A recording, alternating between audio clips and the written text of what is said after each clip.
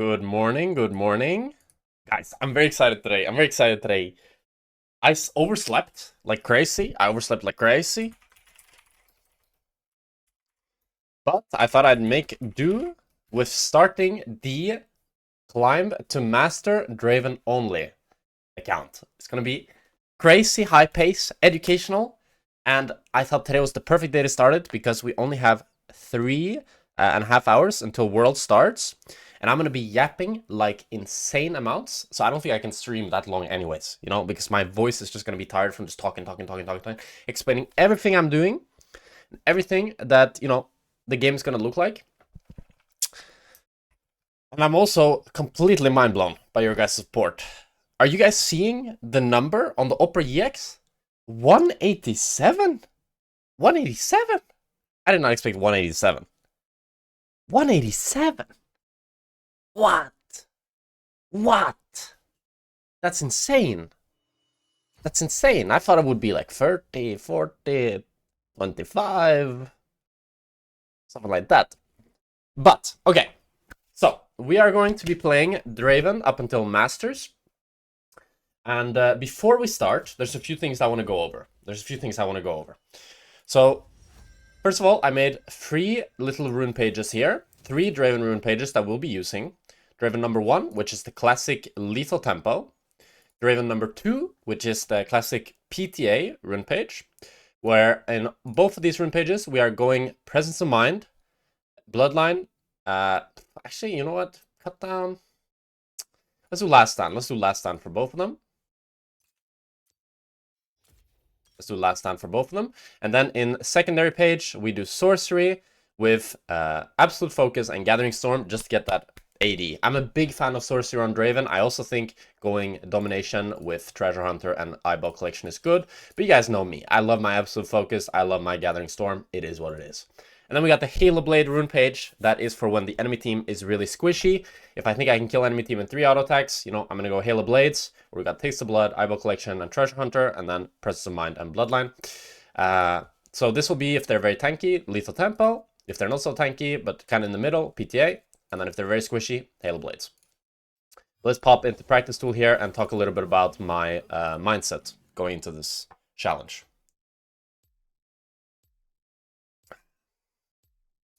So when you're playing Draven, it's very, very important to...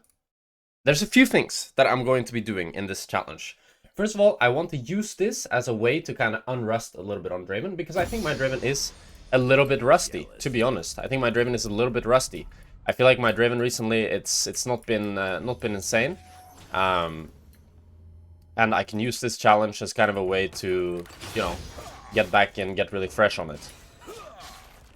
So, we're going to be playing extremely aggressive in the laning phase. And we're going to be trying to punish every single CS that the enemy goes for. We're going to be willing to very much trade 1 for 1.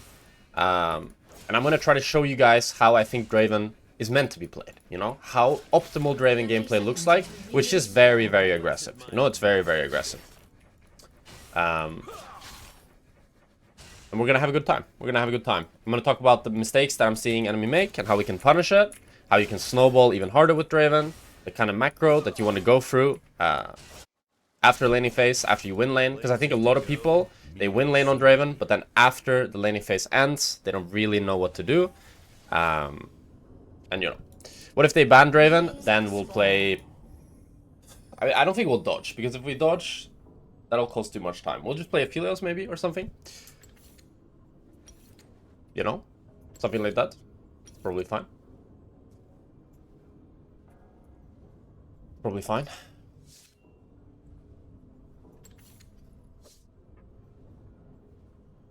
One sec here.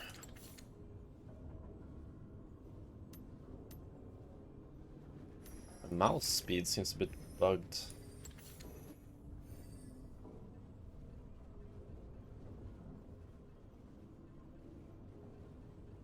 I think it's all good. Okay. Let's hop into Q here. Let's hop into Q. Oh wait, I don't want to queue a support secondary. Then I might get support. Always queue as mid-secondary, guys. If you queue as mid-secondary, way less chance of you getting off-rolled. Always queue as mid-secondary. Oh, wait, I'm queuing top? Wait, what? I thought that was bot. Okay, good. Good. Good.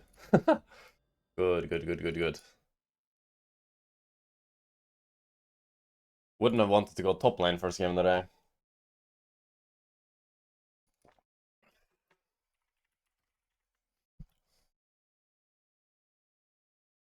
Yo, Jackie, I question Stunt, a fellow streamer, for always picking Karma into Senna. I think with the aggressive jungler, he should pick Engage. Thoughts?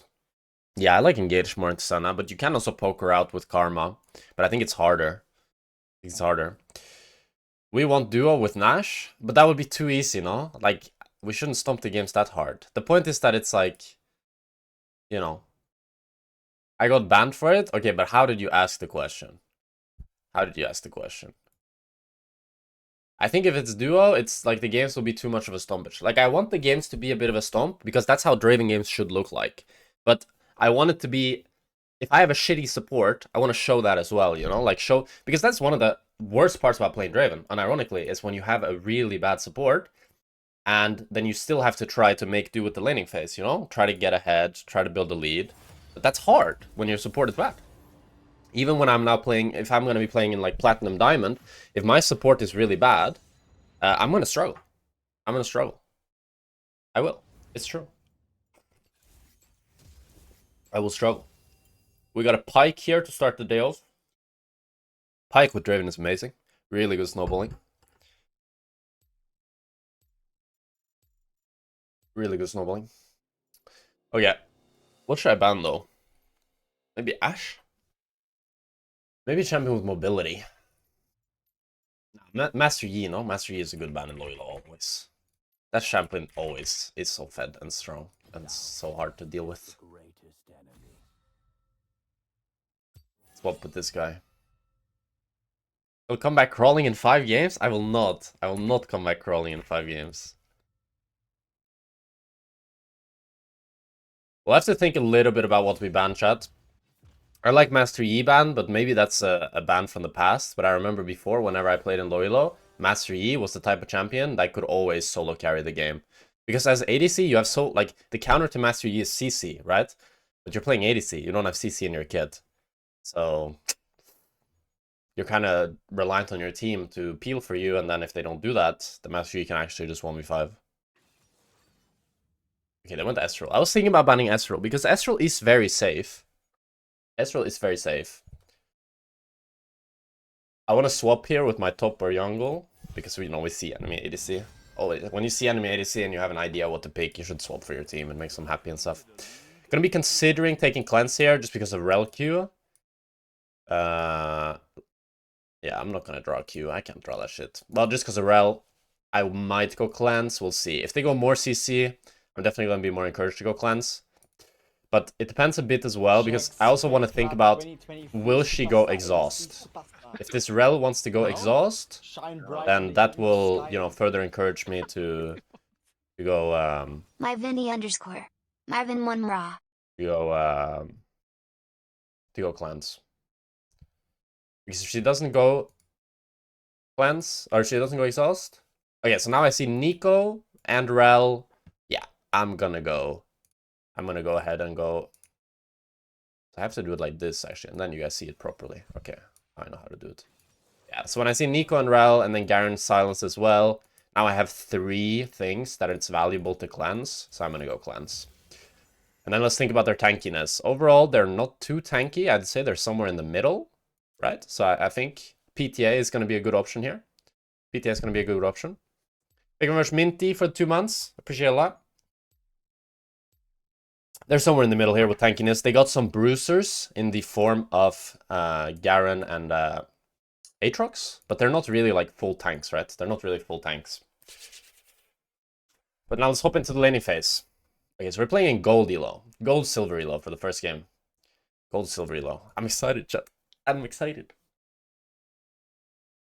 An enemy Nico's named Porn Starzillion. Holy shit.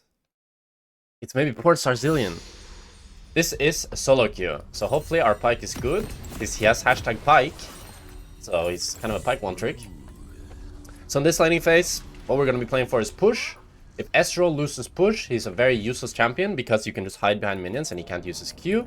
And that's also going to help my Pyke a lot, find hooks and be able to look for all-in windows. I think it's good. So yeah, we're going to look for push. Going to be trying to space the... oh, I Pyke warded here. Okay, he wants my sweeper. I should actually... This is a bit scary what I'm doing here. I could get cheesed here. But hopefully I don't. Okay, so let's talk a bit about this laning phase. So we want to play for push, like I said earlier, so Ezreal can't Q. And I want to be spacing the rel Q, so that she can never Q me without Wing in. That's a kind of good general rule you have against rel. It's very similar when you play against Leona. You never typically want to get Leona E'd. And it's the same with rel. You never really want to get rel Q'd. And rel Q is a bit shorter range than my auto attack. So whenever I think she's gonna rel Q, I'm gonna click a bit back instead of walking in for the auto attack. Do you usually stop movement to catch axis on Draven? Yeah, I use S key to stop on the axis, which is very useful. Come Pyke. Very important here that we're in time for the lane. I don't want to be before, like I don't want to be late to the wave, especially because like there's no leashing or anything. If my Pyke wanted to leash here, I would ping him not to leash so that we could start in the lane and start playing aggressive from level 1. So you can see Ezreal is a bit late to start hitting the wave, so I'm just going to start hitting it myself. And now I already know that we're going to get pushed because I got spaced by gold Ezreal. Oh, GG, it's over for me. You can see I already got pushed here. Rel gives me a free auto attack, I take it. Good hook from Pyke here. Dodge the Rel W, dodge the Ezreal Q, beautiful stuff here. That was very well played to my Pyke. Now you can see, now we have the push mega hard. I'm just going to slow push from now on, build up a huge wave. And if they try to come to last hit, Pyke will try to hook them. Don't want the Pyke to push now. So if he pushes again, I'll try to ping him back. Now we'll build up one more wave. Oh, another good hook here. Oh, well played, Pyke. See, there I spaced a bit backwards so the Rel couldn't W on me. I'm going to look for Ezreal here when he goes for these minions. Get his barrier. Nice. I'm looking at the minions Ezreal wants to CS, and I'm looking to punish him on it. And now we can just dive. He has no barrier. So I'll be like pinging on my way. Even if Nico's here, it's still going to be worth it to trade 1-for-1 or even 1-for-2 worst case, right? So I just flashed the Rel engage, and I'm going to die for this. Beautiful. Really, really worth. Really, really worth. So Rel gets the kill, but even if Ezreal got the kill, this would be insanely worth. I get first blood. He loses insane amount of minions, right? He's now 2 CS. It's just a beautiful showcasing of what happens when you do good trades, you get the push, and then you punish on the 3rd wave. Beautiful, beautiful. Of course, my Pyke helped set this up a lot. If he didn't hit the hooks, we wouldn't have gotten these huge chunks on Ezreal, and it would have been more on me just to, you know, try to get some trades on him. But it's beautiful. It's beautiful. Now the wave is going to be slow pushing back into us. Oh, this can be really good because our Viego finished his full clear. We can look to fight them here. Yes, really good, really good. I get the slow on the Ezreal. He has no sums, and he's dead again.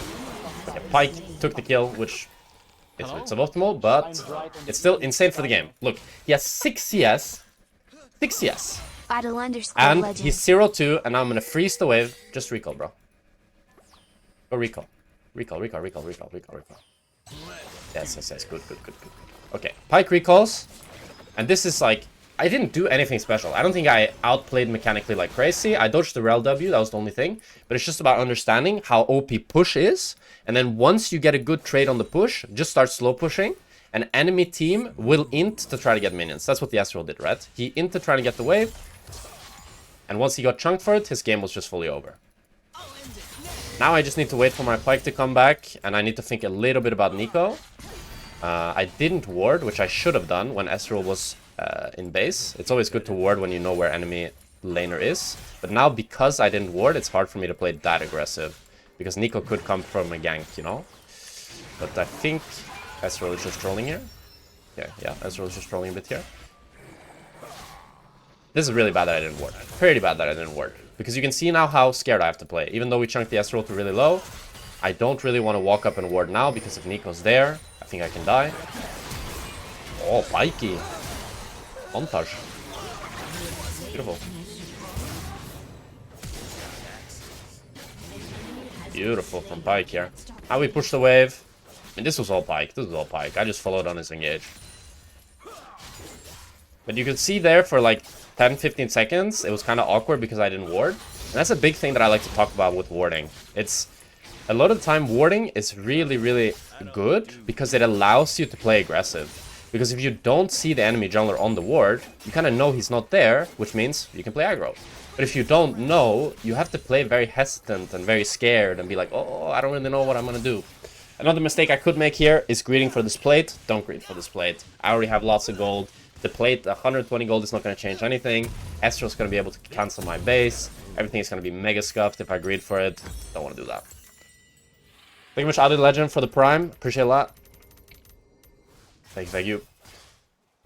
And now what the Ezreal should do here, it's going to slow push. And now when I come back to lane, I should definitely look toward the Sneeko. I could open here, actually. I have nothing to do right now, right? Because I don't need to go... I don't need to go bot right now. An enemy will not expect me to roam here. So maybe we can kill Nico or get our flash.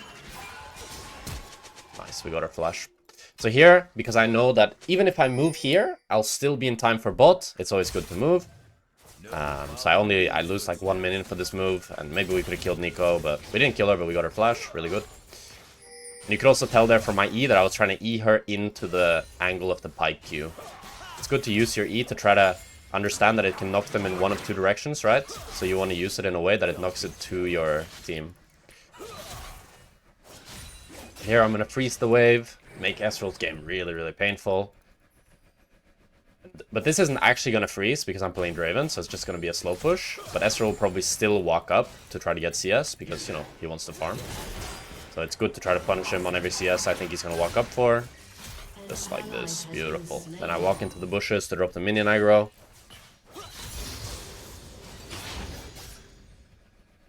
Press tab now, I see Nico as a minion. That's true that you can do with Nico, but I was more scared that she was just in the bushes trying to gank. So now we have a big slow push building up here. This is going to be very similar to what we did level 1 this game, where I'm going to build up this big slow push, and once this slow push crashes into tower...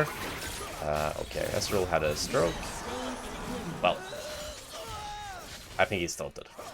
But that's something you can work. You know how you will be mad because your teammates tilt? Hey, enemy will tilt too. Enemy will tilt too. Probably that Ezreal, if he was playing seriously, he would have E'd the Pyke hook, right? But he lost it completely. Wait, also, I just realized chat, we're full AD. We really need to snowball this game. Onka. Playing full AD with Draven is a toughie. That's probably the worst ADC you can play full AD on. Okay, so Naphir is very tilted, so let's type some motivational words. Always important to try to not tilt, like help your team untilt a bit. Oh, this guy bought Ionian boots. He did not buy plated steel caps against full AD. Beautiful. Very happy with that. If he bought plated steel caps, my damage is cut in half. Cut in half. What's the best AD to play full AD on? Either something that... like Kog'Maw, Xayah, because these champions, you know, they do so much magic damage, so it's like they're not really AD, right? Or champion like Vayne that does a lot of true damage can be fine. Ezreal is good as well, does a lot of magic damage. Just champs with a lot of mixed damage, to be honest. It's quite good.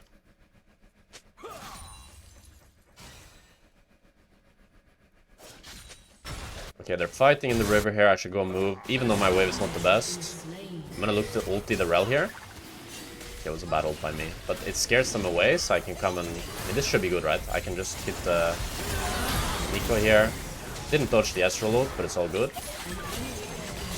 Yeah, I played that pretty bad. But, you know, I put in the hard work in the early laning phase, so now even if I misplay a bit, it's fine because I'm up a full item on the Ezreal here.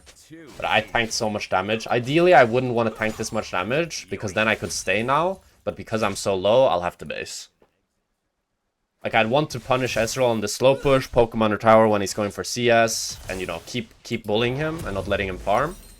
And that's another reason why it's so important to try to conserve HP, because it allows you to stay on the map and allows you to keep pressuring. But It's no biggie. The biggest mistake I could make here is still staying because I agreed and I want to keep punishing, but it's important to just recognize I fucked up. You know, I've got pain to serve. Don't want to grief anymore because of it. We'll take the base, and now we can bully on this next slow push that's going to come up. Now I'll build a big wave off of this slow push.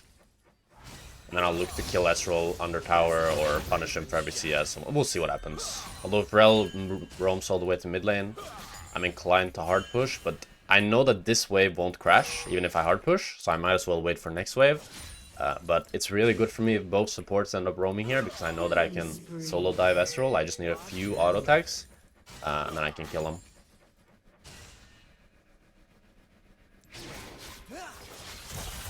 Okay, well.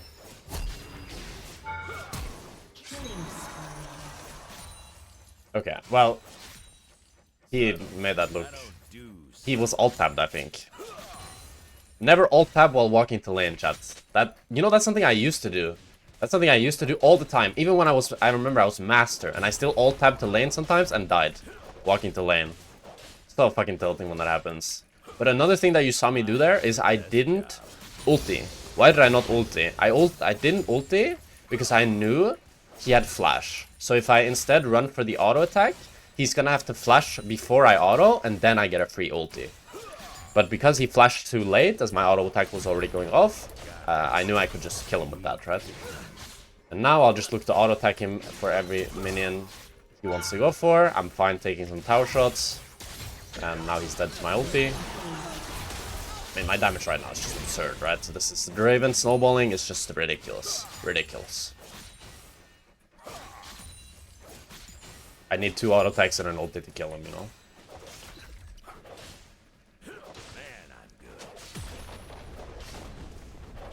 Now we're gonna get the bot tower, we're gonna get one more wave, then I'm probably gonna base. We see that Garen is... Okay, Garen is not roaming, but Nico is here. Okay, oh wait, no, that's Rel. But I want to play a bit carefully here, because I think they can kill me. Nico damage is always quite surprising, and I'm a pretty big shutdown, so... It's always important when you're really fed, that you prioritize, like the more fed you are, the higher on your priority list should not dying be. Because if you're fed and you die, usually your team will always lose the fight afterwards, and you're also a big shutdown, right? And it's also like a huge moral boost for the enemy team if you die. So here I want to walk up, pressure the Ezreal, try to maybe see if he's going to be baited into walking up for some minions. He's not going to do it. I was going to tunnel vision too much and try to kill the Ezreal though here. If he doesn't die, he doesn't die. I'm just going to get this wave in base. And then I'm going to go mid so I can start impacting the rest of the map. Is it gold elo? Yeah. 187 Opera? Bro, I was mind blown. That's crazy, no? 187 on the Opera. 187. You guys are the goats. Okay, so here... Okay, I need to go LDR, yeah. We're full AD, I need to go LDR. I'm seeing some armor items in enemy inventory already. Okay, now I'm very interested to see if enemy team will... Or if my Nefiri will accept that I go mid lane. Because people in my chat always says...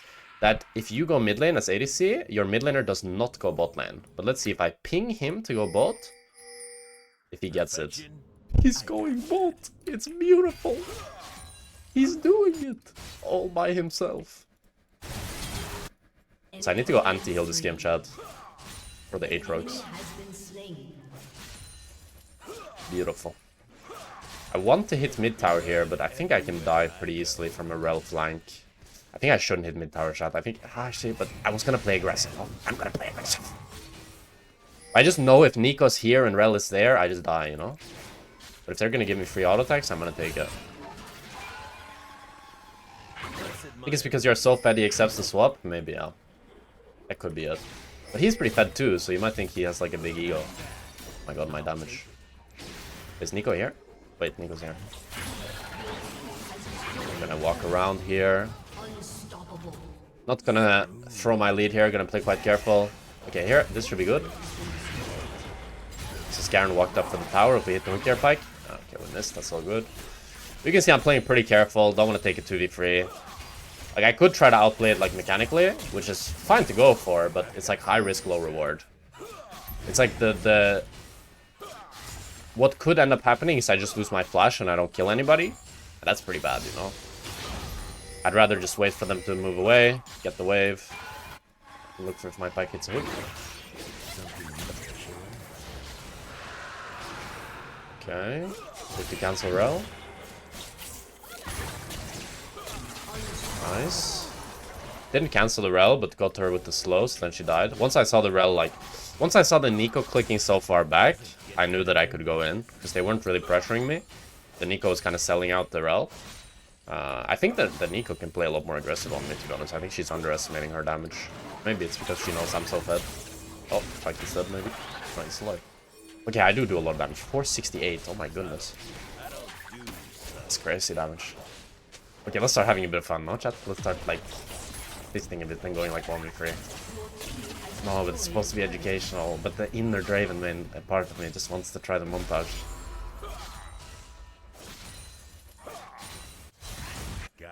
I think I should move bot here. We got the mid push, Viego's bot side. Yeah, this is really good to move bot here. In general, it should always look like that you get the mid wave and then you think about moving to a side. And I see the fact that they're really overextended. So I'm just gonna come bot here. It's also perfect because my... Oh. Okay, this is beautiful. I have flash so I can get out of all their stuff. And I have cleanse for the Garen Ignite and Silence. I'm gonna stay here and get the bot wave. And my Naafiri should go for the mid wave. Beautiful. Good macro. Good macro from these gold players. I like it. The fact that Naafiri doesn't greed and want to get the bot wave, but understands that she's supposed to get mid wave. Good stuff, good stuff. Now I'll just push one more wave here. And then I'm gonna base, get LDR, pickaxe. Something like that. Like, Nico could be running at me here. I should be fine. I could cheese the Ezreal, but it's like kind of pointless. I could kill him, but maybe he just eats away and then I waste my time.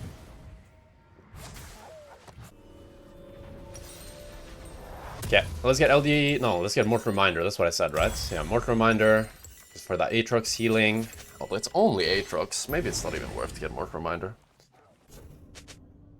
Why no Gromp here? It just takes... The thing is, okay. Little tip here. If you stay for Gromp here, you need to stay for next bot wave. That's the rule you should have. Because if you stay for the camp, the next wave is going to come already. And then it's a bad decision to stay for the camp and not the wave. Like, that's tempo murder. So you need to ask yourself when you do the camp, do I want to stay for next wave as well? And there, I don't want to stay for next wave. I just want to basing it item. So I'm just going to basing it item. Now my pike is around top, so I'm all alone on mid lane, and I have no sums. I do have a nice little ward here though, so I know I can hug bot side. I should be fine. Always good to have one side of vision around mid lane, and then you're gonna be way, way safer.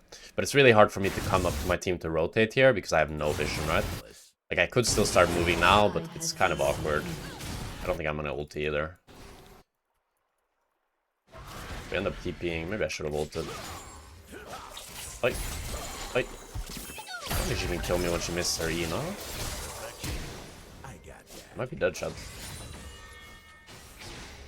Okay, maybe not. I think I'm fine.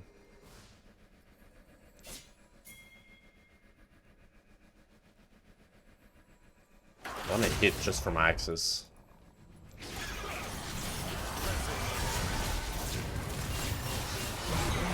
Nice, beautiful. Let's see if we can snipe the Nico here. Rel is blocking a chat. I don't know if she means to block it. Maybe she does. Let's see if she walks there. Oh! Nice, beautiful, beautiful. You can see I'm playing really respectfully. You know, I'm playing really respectfully. I know that they can kill me. So I'm respecting. Nico is, you know, overall a pain for ADCs, you know. She just does so much damage even when she's not that fed. And she can disguise herself as a minion. And then we gotta do maths. And, you know, that's not anybody's strong suit. Oh, I found an Ezreal, chat. We found an Ezreal. And this is kind of how the Draven gameplay should look like. You thump bot, you tilt the enemy AD so hard that he doesn't want to play anymore. And by you doing that, the game kind of becomes just completely exploded. Because who wants to play with a guy that doesn't want to play? Nobody wants to play with a guy that doesn't want to play. That's just not fun. Now I'm gonna get Infinity. Oi! Oi! Thank God I'm fed, because I am so bad at playing as Nico, I never think about checking for it. Oh. Oh. No. I might have been.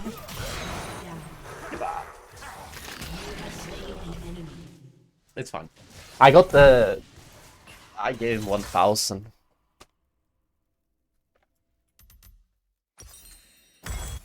I gave him 1,000 gold. I mean, it's fine. This game should be over, but it's important to try to be careful with things like that.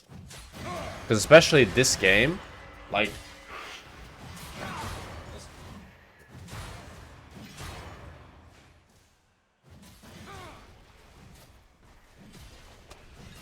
Yeah, here it is. This game, when you're full AD, it's really easy to throw. It's really easy to throw, because all it takes is a few armor items on enemy team, and our damage goes way down, you know? Because we have Lethality Pike, Lethality Neferi, Lethality Draven, we even have Lethality Yorick. Well, the Yorick's not Lethality, but he's, you know, 1 and 4, so... An ally has been slain. And now, the thing is, like, if you start throwing, your team starts throwing as well, and just creates kind of a chain. It should be fine, you know, I'm nearly full build. Your goal should be that you're so fed that even when the team is throwing, you can still, like, you know, carry the game. I want to go mid-wave here, I'm going to ping my Pike to come with me.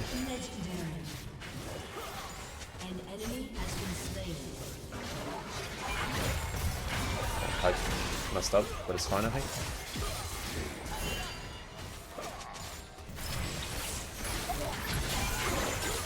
Nice.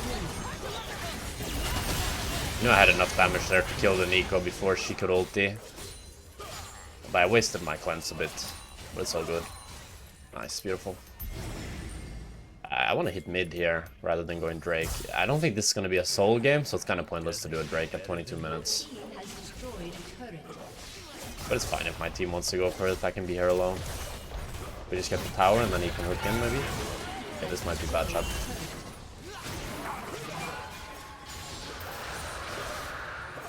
I wasted my flash here.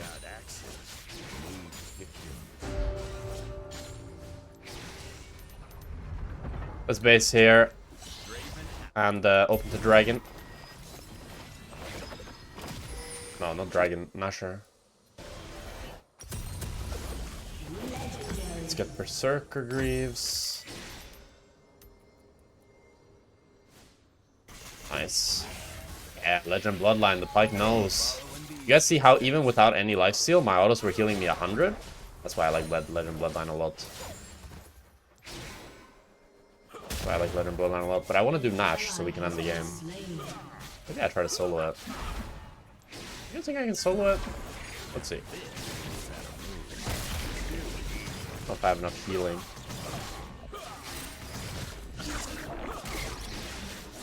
Looks like I can. But they're coming.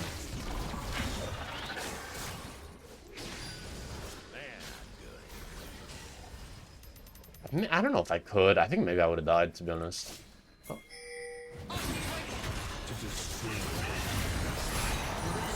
That was kind of scary, honestly. If you got the ult off, I would have died. Don't be jealous.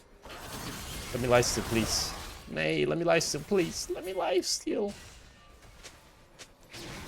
Please, let me lifesteal. Let me lifesteal. Go Nash. Try to ping my team here that I want to go Nash. Places to go, need to see. Guys, let's go Nash, guys. Guys, let's go Nash. Let's go Nash. Let's go Nash. Let's go Nash. Please, guys, come Nash.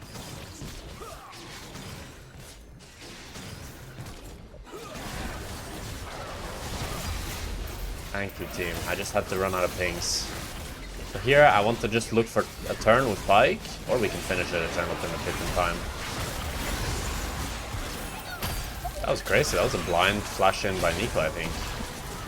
Unless we didn't sweep the pit. Maybe we didn't sweep the pit. But now it should be full GG. We should be able to just run it down mid with this. I don't have flash, so I need to be a bit careful for the Rel engage, but maybe we kill Rel here. Let's look for an ulti here. After the Rel auto aftershocks run out. Nice, beautiful. Ria, I just got an ad and I realized I can subscribe for free with Prime and not get ads. What? You can subscribe for free with Twitch Prime and not get ads? Thank you so much, Ria. Like,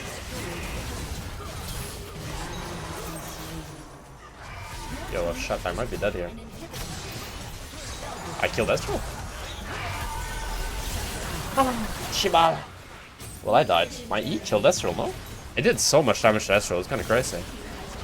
This is a full solo run, right? Or are you gonna cheat with Doku? It's a full solo run. Okay, GG. First game in the bag chat. Good showcasing of how to snowball when you have a decent support. Our Pyke was not bad this game. Our Pyke was not bad. He was hitting the hooks in the early game. I think after the early game, I didn't see him once. I'm not sure what he was doing after the early game. He didn't want to play with me at all. But he got me fed, which is all I needed, right? That's all I needed.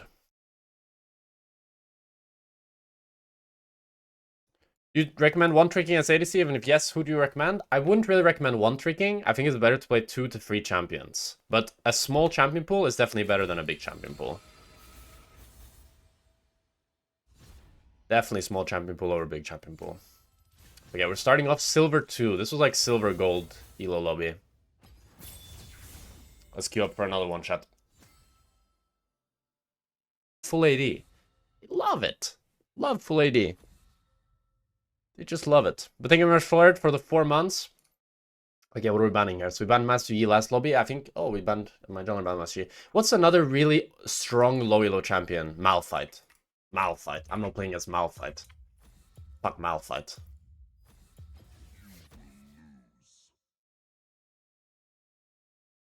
This is not playing against that, that's for sure. Okay, we got the AP on the... Oh, they banned Draven, shut. Okay, what do we play now? What do we play when Draven is banned? Wow.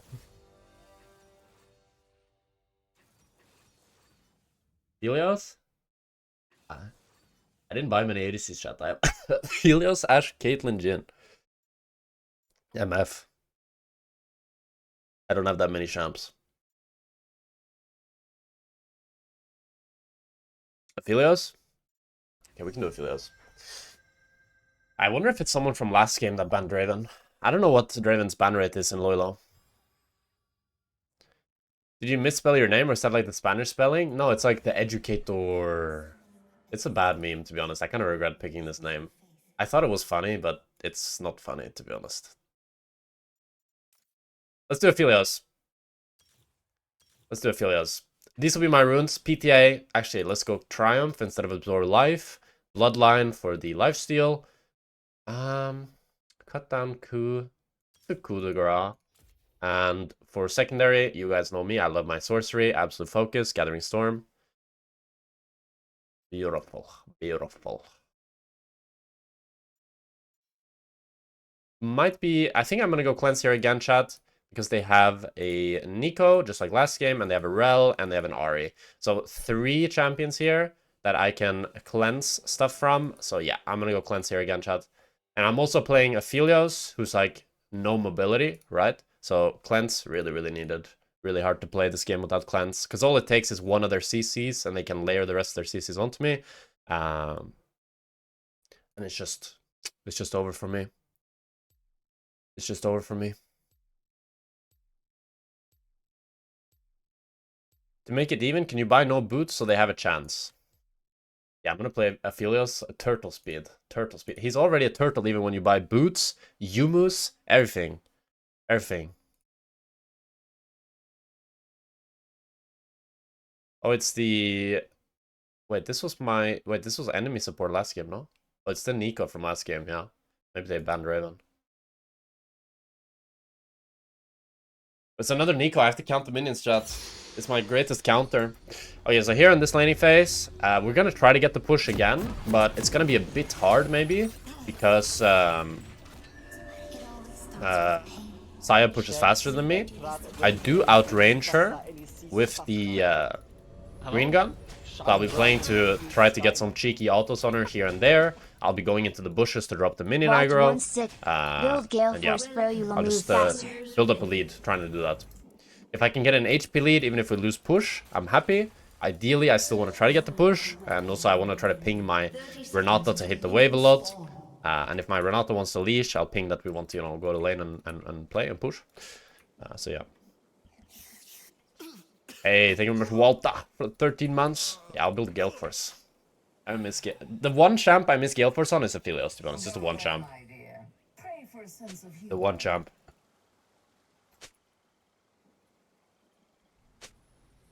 don't really know how to play against Sion. Any tips? Isn't Set like crazy good into Sion?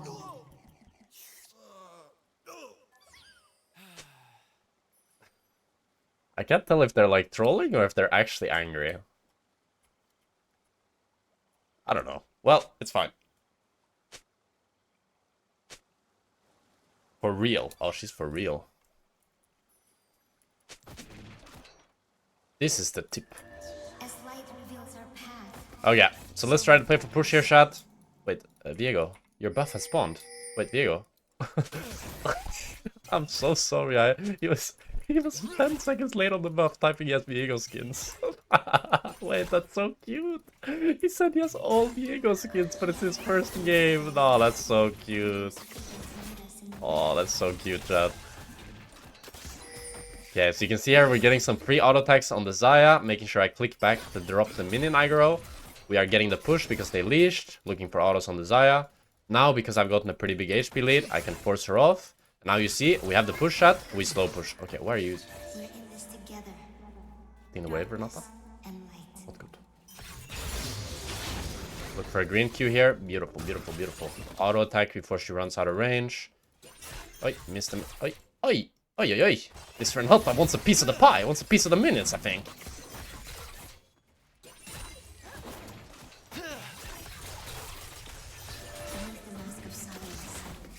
So you can see here I'm keeping looking for autos. Trying to get any excess damage I can. This is a good timer to go ward, but I'm gonna greed a bit here and just hit them under tower a bit first. It's good if you go ward, yeah. I knew that Rel wants to engage on me there, so I'm very ready with the red Q and everything. They're giving me a lot of auto attacks. They're giving me a lot of autos. I'm just gonna keep abusing my green Q range, or green gun range, I mean. Drop the minion waves, drop the aggro in the wave, I mean. Ah, drop the aggro from going into bush. Keep looking for autos, go into bush.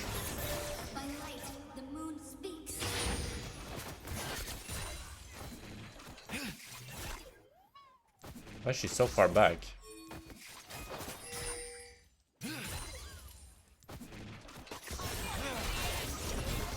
Wait. Like that, yeah. So there you can see I clicked up and moved out of the... First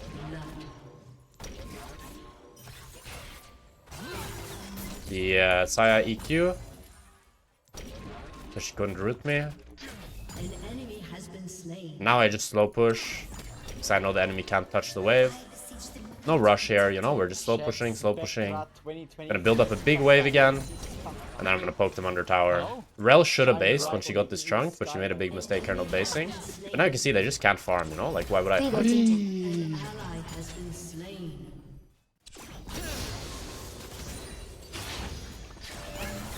Even in fucking low, man, I do it everywhere. The -1 will never. I'll never escape the -1 allegations. I'll never escape them, man. Thank you to Gotington for the prime, appreciate it a lot. Let's go ward here, chat. You can ward Tribush. And then I'll poke them under tower with the blue gun. I'll try to hit the tower and them. Yeah, nice here. We dodged that. Can't kill them though. Good gank by Nico here. Maybe I'm dead actually. I might be dead actually. Unless she does not flash. Oh! Oh! Oh my goodness! Oh my goodness! Beautiful! I realized when the Xayah flashed in that I was like, oh wait, I can turn with Renata W. It's been so long since I played with Renata, it took me like 3 seconds to like realize, wait, I can turn this. Oh, beautiful, beautiful. Well played. Let's give him some... Let's hype him up a little bit, you know? Make him a little bit happy. Okay, so this game I'm going to go Yumus first on Aphelios. That's my favorite build currently. Yumus into Collector, into LDR. Really, really nice build on Aphelios. What he lost is gold. Gold, silver. But I was thinking I was just dead there. It literally took me so long to realize, wait, I have Renata W. That's crazy. No IE? We'll go IE 4th. We'll go IE 4th. No Hubris? No, I think Hubris is better on Aphelios because he really needs the movement speed. And the CDR is kind of useless on him. CDR is kind of useless on him. Okay, I don't know where Rel is. Okay, I see her.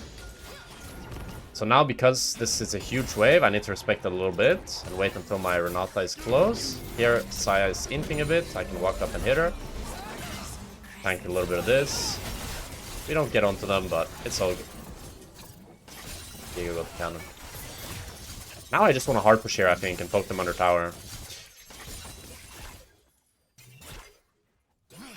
That's not a -1, chat. That's not my fault that that happened. Oh, do we think Ahri's coming bots? I see such wonders. I don't think Ahri's coming bots. That would be pretty random. Let's put down a turret here to try to get some nice damage on them. Okay, they one-shot my tower, actually. I'll play to them. Get a plate here.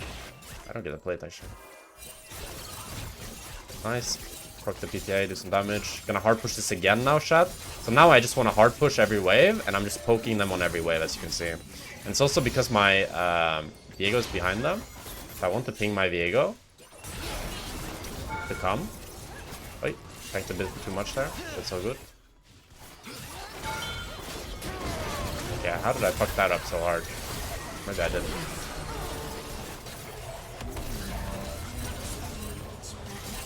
Just go, bro. Okay, this Viego does not like to kill people. I wanted Viego to just walk behind tower and kill the Xayah with no sums, but he didn't want to do that. I took way too many tower shots there. I can't believe I'm in tower range there. I thought I was out of tower range. That was nearly terrible. If I was, you know, like if I didn't have Renata, that was just fully int. I mean, it was fully int, but I just got lucky. I just got lucky, to be honest, there. But, I mean, Viego just... He had a free kill on Xayah, okay? He had a free kill on Xayah, but he's scared of the tower. He's really scared. Oh my god, it's full lethality Sion, and he's double the set CS. Oh my god, he's gonna one-shot me, chat. It's a Bowsen style on top lane. Draven banned? Yeah. Oh my god, that's gonna be scary, this Sion.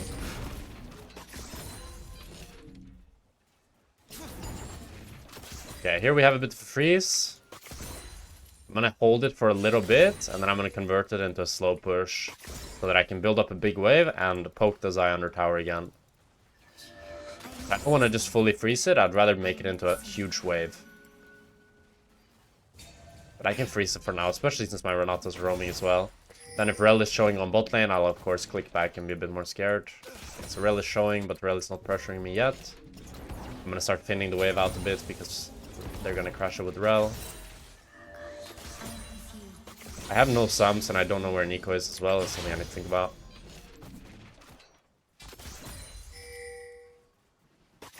Okay, my jungler is showing on top. I'm gonna look to Q the Rel here because I put down this ward earlier.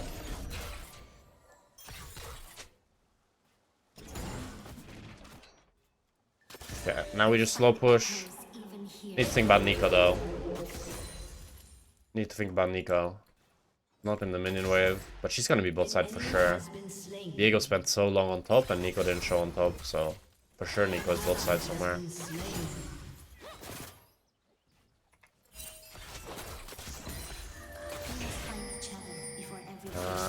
Could you ward the Tribush, Renata? She doesn't have a ward. Where did she ward? I don't know. Well, it's all good. Just need to wait until Nico shows a bit, but I do have sums now, so I can look for a bit, play a bit more aggressive. Oh, Nico with the ward this whole time.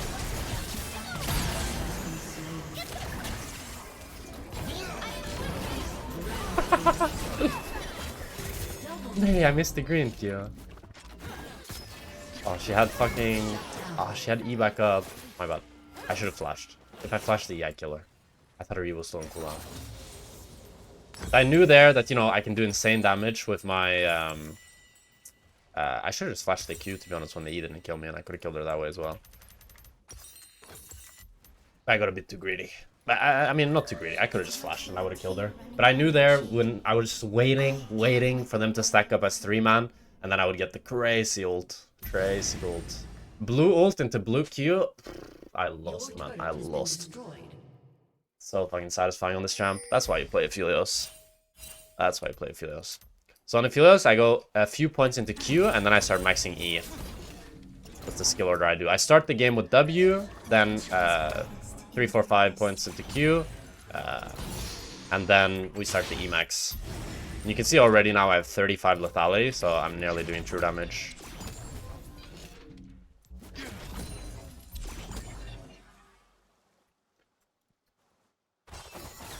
I don't know where Rel is. I think Rel is bot, because otherwise Xayah wouldn't click this far up, no?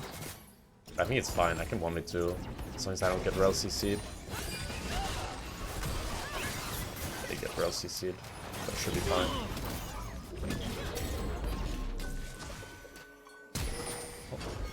Okay, I need to flash. I do need to flash. Why didn't I flash? Why didn't I flash? You have been slain. Why did Xayah have so much range? Oh, I should have flashed. Pick up a Dirk. I was hoping I could 1v2, but it's too hard. My damage isn't high enough. My damage is not quite high enough. Let's go proc our Yumus here to get faster to lane. Now Xayah has no flash, I have flash. Level 2, 3, 4, max Q, yeah. Yep. And then you start putting points into E. Xayah's gonna base here, so I'm gonna hard push this wave. And get some plates here. Nice, and now I'll have red, white. I can hit the tower a little bit.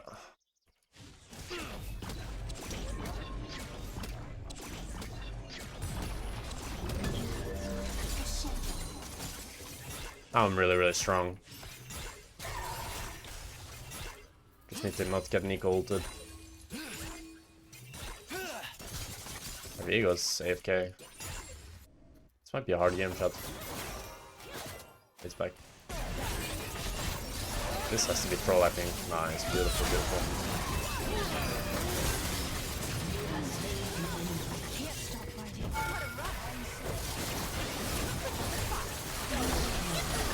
Ah, we got the whole fucking squad, bruh. We got the whole squad here. Ah. Come on, Syndra, get him! He has no ulti. But she kills him. No, you hit this Q. Shit. Okay, I mean, not too bad. It was 3 for 1. Kinda sucks that I die again, though. Nice. But could have maybe flashed. I don't know, I'm holding on to this flash for next game. I'm not sure why. I'm holding on to this flash for so long. Could have probably flashed the Nico E or something. But it's all good, you know. There, it wasn't obvious that I had something I could flash, I think, at least. So, it's alright. Maybe I can try to all-in the Ahri here, because I know she has no ulti. I'm gonna pretend like I don't know that I can all-in her. Yeah, I got hit by the charm, and I got chunked to half. I can't all-in her. Jesus, the damage.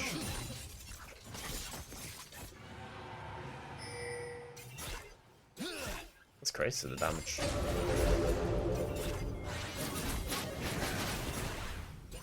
Probably gonna have ulti back up soon now. She has malignance.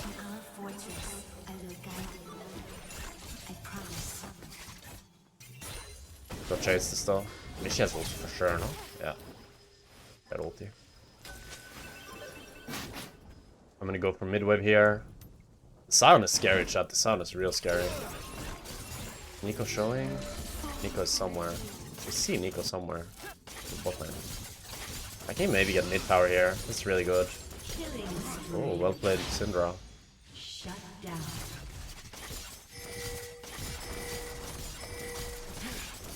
Put the turret down at 1 ammo to do as much damage to the tower as possible.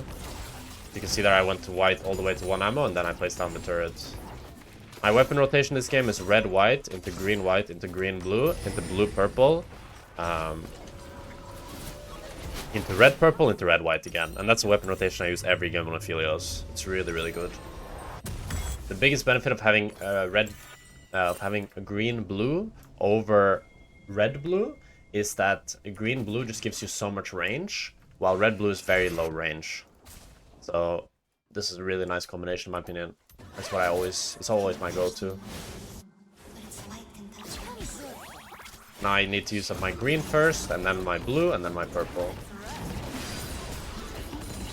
Oh, that was cheeky. Did you guys see what I did there? I did an auto attack, a blue auto on the minion, before I activated the green mark, and that auto crit, which made it so that she got one shot, you know?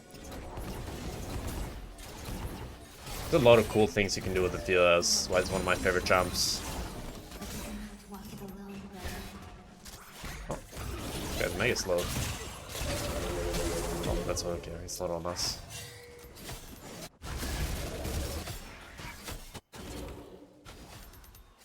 This top lane looks so funny.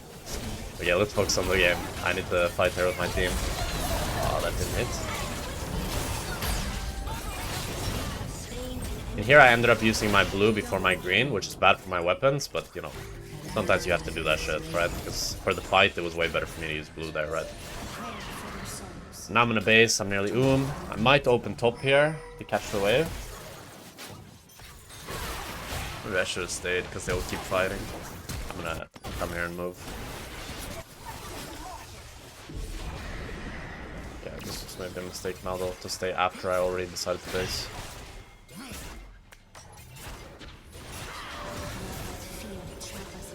I'm gonna use my purple now. And then I'm gonna have red-white again. Oh my god, he gets out with the Herald at 6 HP. Diego, my goat.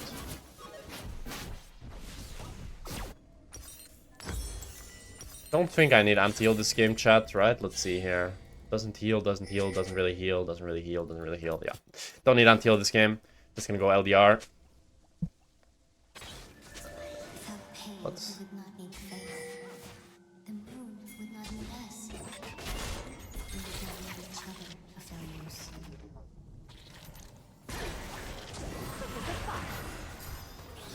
I don't know why Syndra's telling me to push top. That's not my job. Okay, we're well trolled. Nice. So there you can see I do an auto attack before my red Q. Always auto before the red Q for optimal DPS. Okay, we need this Syndra to stop taking my farm.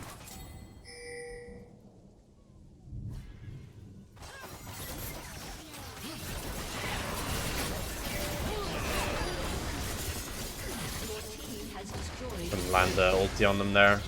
They were a bit too slippery. It's all good.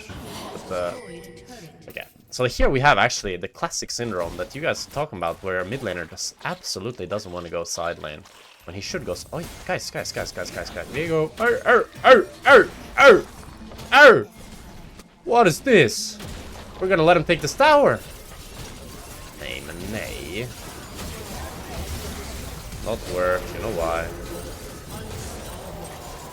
Why are you pinging him, bro? He's obviously dead. Why, did you take the corpse? No. Okay, it's fine. I've seen too many Viegos die taking the corpse in Xayah. Oh yeah, but that's fine, because now we killed the Scion, and now I'm gonna be the split-pushing threat. I'm gonna be the split-pushing menace. So now you can see that I fucked up my weapons, right? So instead of having a green-white right now, I have white-blue. So I'm gonna use up my... The way I'm gonna fix that is by returning to the weapon rotation I fucked up. And you guys remember the weapon rotation I fucked up? It was green-blue, right? I used my blue before my green. So what I need to do is I need to use my white here, fully. And then I'll return to green-blue. And then I just need to use my green now. And then everything will be fine. Everything will be all goody. All goody in the hoodie.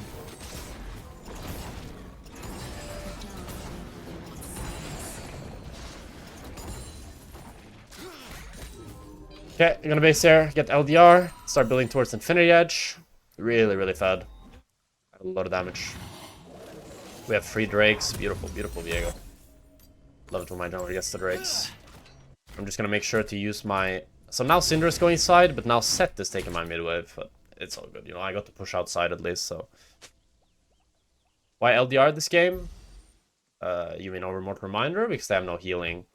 But LDR you should always go when you have 2 lethality items, because even if they haven't bought any armor, it's the most damage. Because the percentage pen is applied before the flat pen. Which means that now I'm doing like true damage to everybody. Doing insane damage. Wait, set ulted in. I wasn't predicting that. Okay, what did he? Let's wait out the Nico ult here. Oh my god, my auto attack just killed her. Let's go Nash, guys. Let's go Nash. Nash. Try to ping my teammate to come Nash. Come Nash. Come Nash. Come Nash. Always good to ping your team. When you get 2 to 3 kills in after 20 minutes, you should always go Nash. Now I'm gonna use my blue, and I'm gonna use blue and purple at the same time, so I don't sit for an extended period of time on, like... You can kill this guy though. I don't have root yet. Oh shit. I didn't get the root. I guess he lives. But he's gonna stand here charging Q. I told you, it's like, it's a boss fanboy. It's a boss fanboy, bro. He sees the boss and he does the literal sit in the bush charging the Q. Although he sat at the edge, it was smart of him. Maybe we can land a stun here on Simba. Maybe we don't have stun. I'm holding on to a little bit of ammo on blue here, so that I can use my blue Q just like that. Beautiful, beautiful. Oh, I'll say -1 shot. Let's see if we can end here. We still got the Baron Nashor. Use my red Q on the towers to do a ton of damage. Make sure to auto attack before the red Q to get most DPS. Flash the Nico ult. That's one. Play a bit slow here. Beautiful stun. There you can see again I do the auto into red Q for tons of damage. Juke the rel W. Juke the rel Q. Auto attack her down. Auto attack the Scion down. 7 chakrams. Boom. That's how you do it, chat. That's how you do it. Beautiful. Beautiful. Now back to Draven. Back to Draven. Back to Draven, my beloved.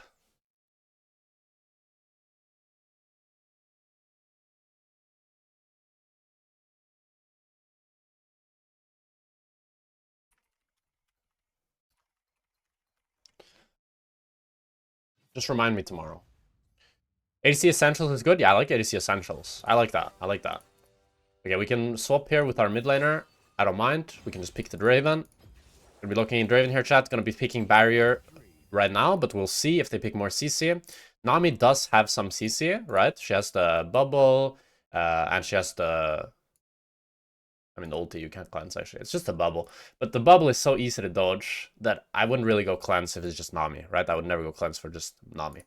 But if they have other forms of CC that I think are useful here to be able to work around, then I'll consider taking it. So now they have Nami Q and they have Xayah E, right? But it's pretty... Not thinking that I need cleanse so far. They're both CCs that are pretty easy to avoid.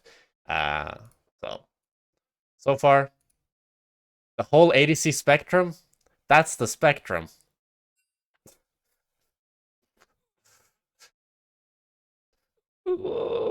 Shut up. ADC Basics is a play on ABCD. Okay, now I'm starting to think more about cleanse, chat. Now I'm starting to think more. We got Galio taunt, we got Gnar stun on his W and his ulti. I could go cleanse, chat, because the Nami could also go exhaust, right? The Nami could go exhaust because we have Diana.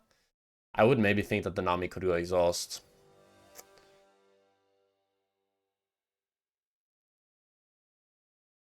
Eight essentials. For now, we'll do the essentials, okay? And then maybe we'll be fancy afterwards. Okay, what runes? What runes? Let me think here. This is PTA game. This is PTA game. I need to fix it for Draven. Yeah, PTA game. They're like medium tankiness here. They're not that tanky. They're not that squishy. They got 2 bruisers, but no real tank. So I'm gonna go PTA instead of lethal tempo. So in this laning phase, this is a good laning phase to showcase how to play with a double range support. So what I mean by double range support is like both ADCs has a range support, and when both ADCs has a range support, it's very important for both sides not to leash, for both sides to contest push level 1. And whoever gets the push is typically just winning the lane. Because if you have push, that means that your range support can poke, while the enemy support has the more respect, because you have a big wave building up, and they get levels first, and all that jazz, right? So what we're going to be doing is just playing for push. And once I have push, I'm going to be slow pushing, going to look to contest every single CS that Xayah walks up for, going to make sure I'm not getting Nami bubbled, going to ward for Rek'Sai ganks, and that's in general the ADC essentials that I'm thinking for this laning phase. See, just, it rolls off the tongue. And to have the best ADC essentials, chat, you might need to have Opera GX installed. Wow. You know, I'm actually really surprised though. I'm really surprised. 187 of you guys downloaded Opera GX. I'm mind blown. That's so fucking high and so crazy. Thank you guys so much. I was so surprised. Legit, when I saw the number, I thought it was like bugged or something. Because I was thinking like, it's going to be like 30. It's going to be like 40. It's going to be like 50. 187? What? Is there even 187 real people in here right now? I guess there are. I guess there's a lot of real people in here. And now we have transcended now to gold elo, chats. We've transcended to gold elo. No more silver. No more messing around. No more messing around here. No more messing around. I'm AI. I'm not real. I'm a bot. Oh, beautiful. AI's come a long way, huh? Oh, did you do runes and builds on bot Syndra? Mods cut his balls off in game. Yes, for Syndra runes. Obviously, it's a joke. We are all about the ADC essentials in this chat. And you should go comment. Welcome to Summoner's Rift. But don't ask again. Perfection. I got Okay, we're looking for a little level 1 play here.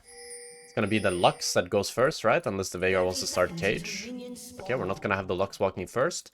This invade has a very low probability of success if Garen is the one walking first with no CC. But who knows? Maybe it'll work.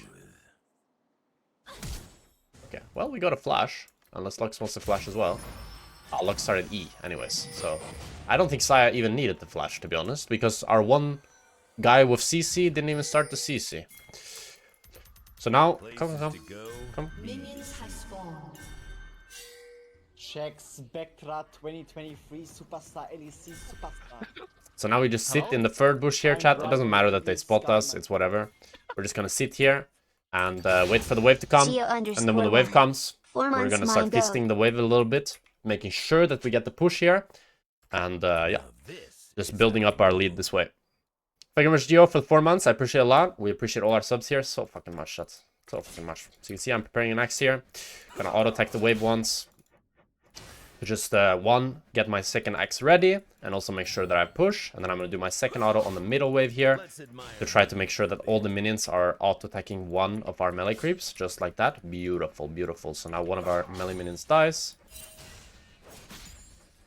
Oh, this is just a beauty shot, beauty. I'm just going to last hit, make sure we get level 2. And now that it's a slow push nation. Now it's a slow push nation. You see, I've already won the lane. I've already won the lane, chat. Before the lane phase even started, I've already won it. How can the Xayah play now? Look at how she has to play. Look at how she has to play. She can't play, chat. And this is just because I was in time for the wave, and I set up the wave perfectly. And now, Xayah can't play. And you'll see it even further. You'll see it even further. Like, look now, when she's gonna go for CS, I'm gonna start hitting her. I'm gonna bash her skull in. In game, of course. Look, now Lux is bashing her skull in. I bash her skull in. Okay, maybe I need to stop using this terminology. I auto-attack her. In game. And you can see she's struggling. She's struggling. Look how she's struggling. Needs to Nami to heal her. Lux keeps poking her. Beautiful. Beautiful. Gonna look for another auto attack here. Gonna get bubbled. And tower. Complete grief. My bad. Or maybe it's not. Bad. Oh, Galio's actually full roaming. He's actually full roaming. I mean, I should be fine. What is wrong with me, chat? Why didn't I flash that?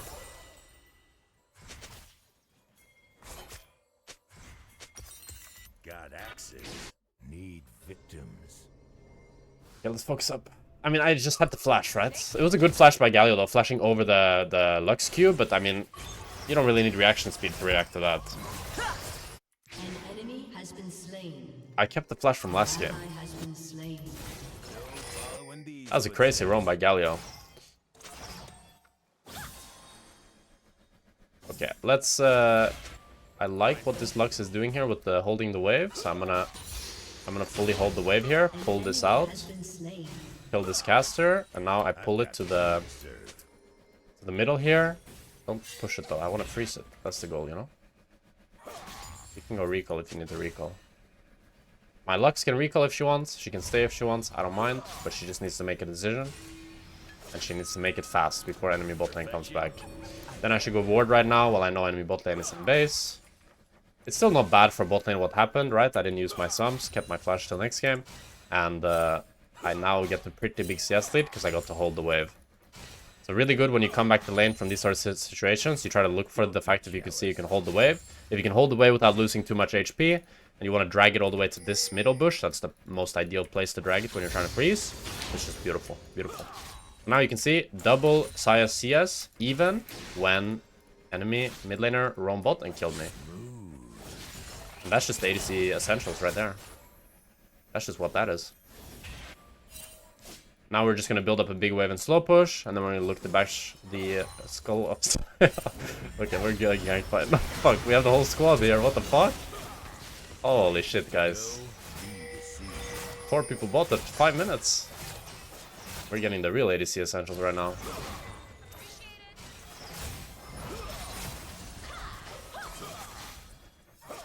I mean, don't think I want to hold this wave. Gonna lose a bit too much HP. But I need her to auto. Nah, she didn't auto take it. I mean, I kind of hold it. I think this is good.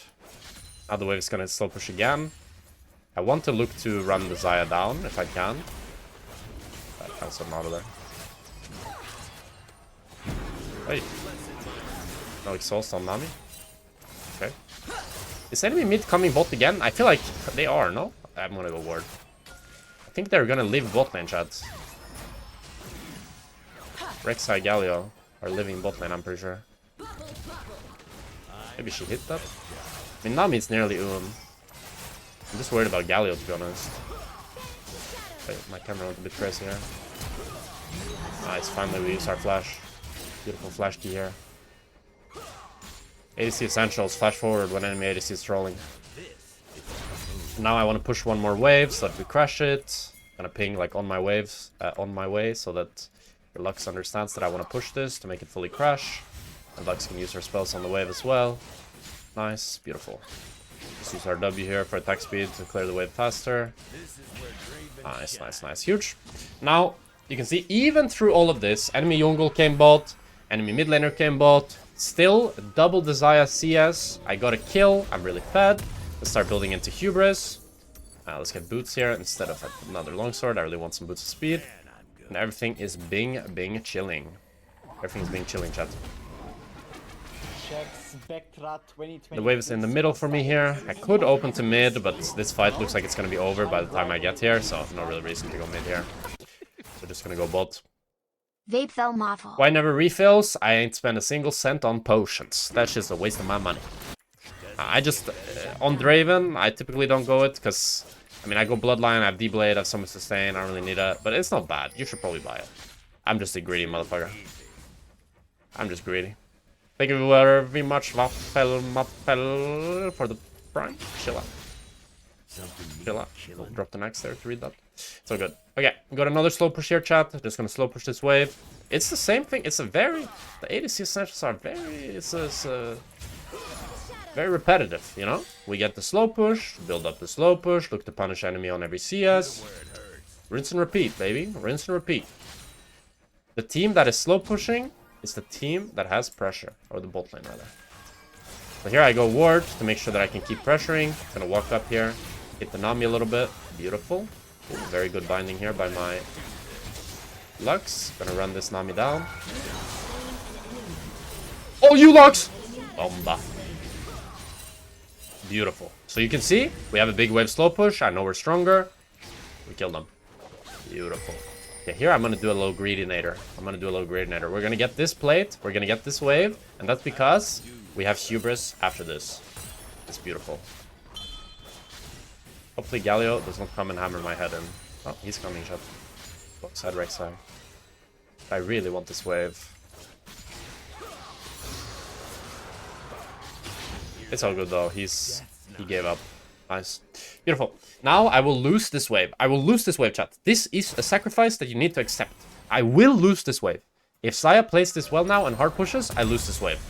But if she doesn't hard push, I don't lose it. But she's probably gonna hard push it because she's smart, right? She's smart. Okay. So now I will lose 5 or 6 minions because I greeted for 1 more wave and a plate. And that's why normally I always say, if you need the base, don't hit tower. Don't hit tower. Not worth. Because if I didn't get hubris off of what I did, it wouldn't be worth, you know? Now Xayah gets a plate and I lose a lot of minions. But actually, I only lose 2 minions. Because I was pretty fast. But it's not that bad. I lose 3 minutes. It's not that bad. But you can see they get a plate. And normally I'd say this is not worth. But if you have item, it's worth. I've got pain to serve. Okay, now we're just going to keep the wave here for a little bit. Going to use Q here instead of auto-attacking the wave. And just slowly slow push this as well, chat. Slowly slow push this as well. Although, now I'm getting a bit hungry. I think it's time to start poking them under tower. Because I see Xayah on top side, I see Galio on mid, and I think my team is going to fight on top. So this is a perfect time to start pushing. Because now I don't have to worry about enemy mid jungle. So I can start playing more aggressive under their tower. So now I'm going to push this. And I'm just going to auto-attack the Xayah for every CS she tries to go for under tower. So I'm looking at RCS, I'm looking at them, looking at their movement. Oh, that was a crazy bubble. I took the axe back there because I thought maybe he would bubble on top of me, but she actually bubbled on top of herself. You can see I keep trying to look for auto attacks on the Xayah. I'm completely fine taking a tower shot or two because I know it's going to be worth it. And now if Xayah walks up to try to last it this wave, I'm going to all-in her and kill her. But it's a bit harder to dive her because I know she has ulti, right? So I need to respect that. But it's very, very good here, chat. Very good here. Oh, this is Galio TPing or what? Well, this Galio's a bit of a fan, no? A bit of a fan. But he only has MR, so I should do quite a bit of damage to him. Let's base now. I don't think we want to stay here because now Xayah is going to come. I see my team are on grubs. So it's really good to like look at what your team is doing, you know? When you think about playing aggressive, look at what your team is doing and then make the decision kind of based on that. If my team is fighting topside and playing topside, and I know that enemy jungler can come here, I don't want to fight, you know? Like enemy jungler ended up going to grubs, but I don't know that. I have no way of knowing that. If he drops the grubs and comes to me, it's going to be bad, you know? I can't 1v2 them because Galio's OP. But my decision making is correct. Even if the result is not always correct. Because now it would have been better for me to stay and I could have killed the Galio with Lux. Because he is just full MR. But I can't know that. Something need killing. I want to cancel the Galio base though, because I have a ward in the third bush. Okay, he went. He walked all the way. I thought maybe he would base in one of the bushes. Always right, even when incorrect. Shut up, chat. That's not what I'm saying. I'm saying that you can't be just results Andy, you know? I'm gonna cancel the E here. Oh, he didn't E. Where's the E, bro? Oh, there it is. Nice, we got him. Beautiful binding from my Lux here. She's smurfing. What a smurf for looks. Looking looks. Let's just keep pushing here. Xayah's mid, nobody's bot. Just keep pushing. An enemy has been slain. And just keep pushing. Normally I don't push like this, but this is just too free. This is just too free. Nobody's defending bot. Enemy top is dead top. They might collapse now 4 man on us bot. But, you know, we'll fight it. Me and this Lux, we're the goats. We'll fight it. Oh, Xayah went top actually. Wow.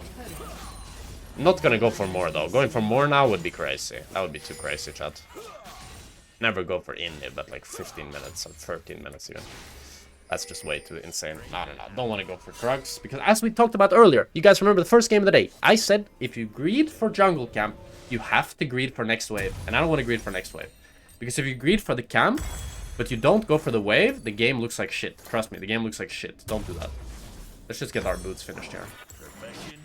I got that. I go mid now. I ping my team, I go mid. I ping my team, I go mid. Turret plate in the fall. Garen, I ping that I go mid. Garen, I'm mid. Okay, good baiting. Spectra 2023 Never mind. Superstar LEC Superstar. Hello? Shine Garen, bright go in bot. the EU sky, my friend. Okay, so Garen really trolled, right? He should have based and went bot. But now he's stayed for no reason. And now he's really late on bot. Go, me to see. That's okay. Let's go help with Dragon now. We can do Drake, bro. Thank you, Subcakes, for the 74 months. Oh, Lux got engaged upon here.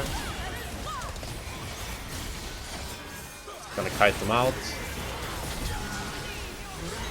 Oh, beautiful. Beautiful, beautiful, beautiful Draven damage here. Beautiful. You can see I kite it out, I wait for my opportunity, dodge shoulder CC, and I can run them down. Hear that? Death. Nice, nice. You go Berserkers every game on Draven? Most games, most games. I'm a big fan of Berserkers on Draven. Right. Can look on the Rex side here. He might burrow over the other side. He might also just die. He just died.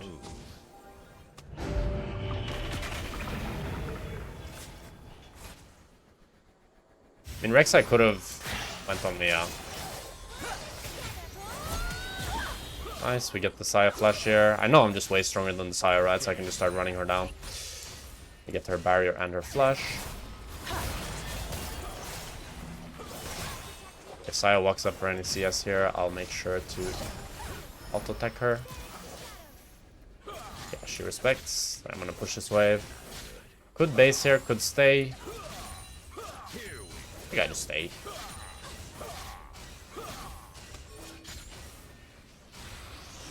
Can go on the Rex side here. He leashes the wolves all the way to the right side.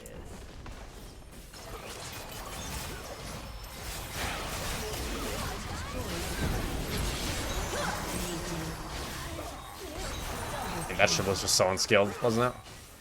There, I don't need to do anything. I just need to auto-attack. Tank everything. Auto-attack them down to death. Yeah, that's Draven 1 fed, baby. That's what Draven 1 fed. Cleanse the exhaust, that was the only skill check I needed to do there. And not drop my axes. I'm gonna sell my D-Blade here and buy LDR. My damage is gonna be crazy now. Gonna be crazy. Would you go the same Draven build in a team environment, more a solo queue build? No, probably if it was a team environment, I just go Collector into IE into LDR. Because, like, Hubris in a team environment, yeah, I don't think it's good, right? You're not getting that many kills. Goldinator. You're not getting that many kills. Thank you much, Golganator, for the Prime. Appreciate it a lot. And now I can start playing even more cocky. The only thing is I don't have cleanse, so I need to worry a bit about Galio, like flash W and Gnar flashing on top of my head. Always good to kind of like press tab and analyze like what threats are there, what can I die to, all that jazz. There's not much to be scared of here. There you can see I click back, so I can't get Gnar ulted. Click back out of the Galio ult. Catch the axe with SP.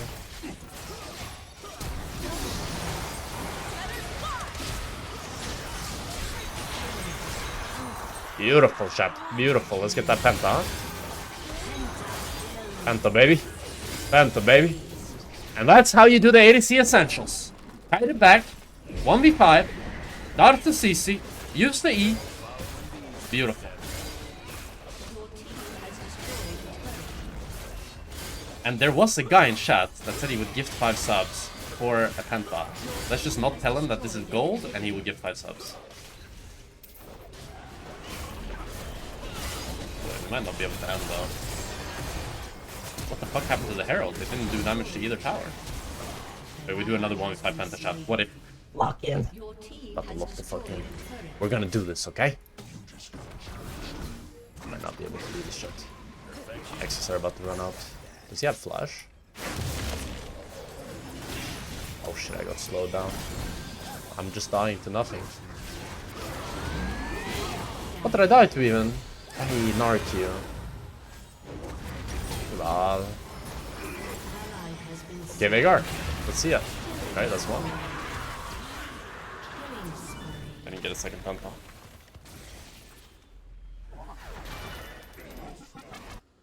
It's fine. Let's get the Nash and end the game.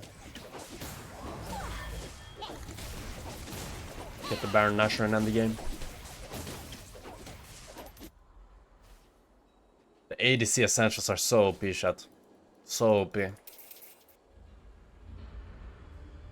Oh, the Tabai on the Xayah. Oh, that's not gonna save you, buddy. That's not gonna save you, buddy. That's not gonna save you.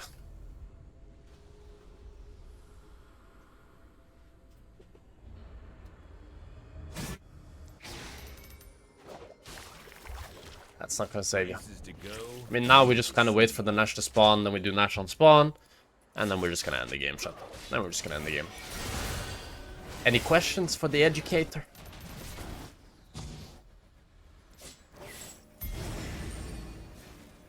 Oh, let's look for Xayah here, no?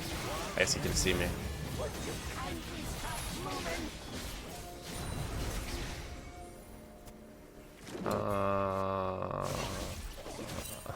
I don't know why everybody's here. This is like classic low elo that everybody just groups for no reason. I think I should just run mid and end the game, maybe shot if enemy goes top, you know? Like if Nami is top, surely I can just go mid and end the game.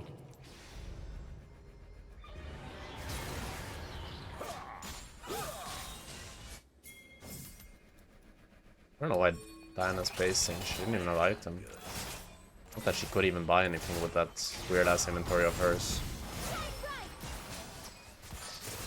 Yeah, don't get hit by the Xayah here. I mean, the only scary thing for me right now, chat, is just CC. And I don't know about Gnar and a Rek'Sai flash, and I have no flash, so I need to play around that. Let's go bot here. Galio used the spells. Where's my damage?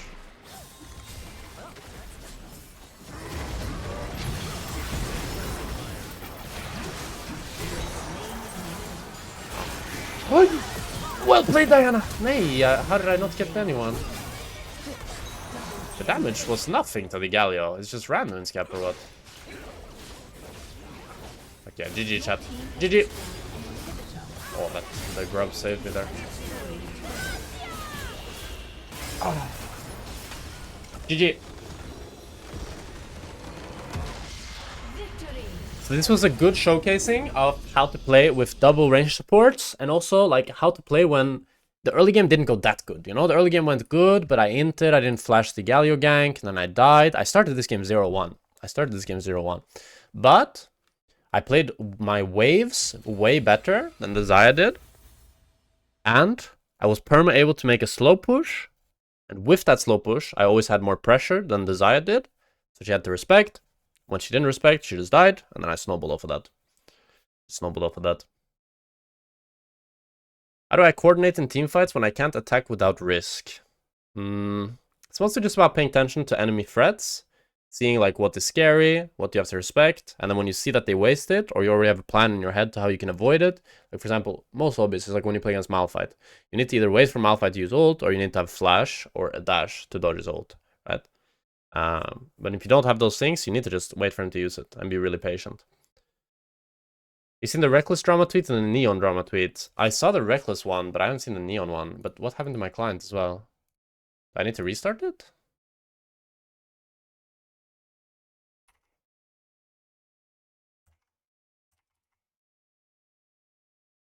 No, click on profile.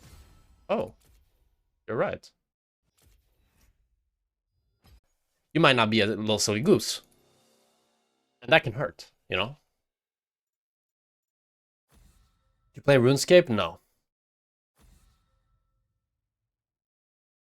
Everybody having drama, meanwhile Jackspektra just grinning into the screen as he gets more Dark Harvest stackies. That's fucking true, isn't it? That's fucking true. But I mean, I remember Reckless talking about the contract he signed with Yi2, and it was just insane. Just insane. What am I banning here? Master Yi, shout. Master Yi. Fuck that champ. That champ's OP and loyal. You are bad? No, that's the thing. You guys, now nothing can hurt me anymore. Nothing can hurt me. Sticks and stones may break my bones, but words can never hurt me. You know? Because now, like, one, I don't use Twitter anymore. I don't use Reddit. I don't use anything. And I don't really care, you know? At the end of the day anymore. The online world quickly makes us realize that it's all still business. The world runs on money. Esports and orgs are not very different. We just tend to forget this. Speaking from past esports player, no need. Does not mean every org is like this. Yeah, I agree. I completely agree. You're right. Hey, thank you very much for playing LOL for the sub.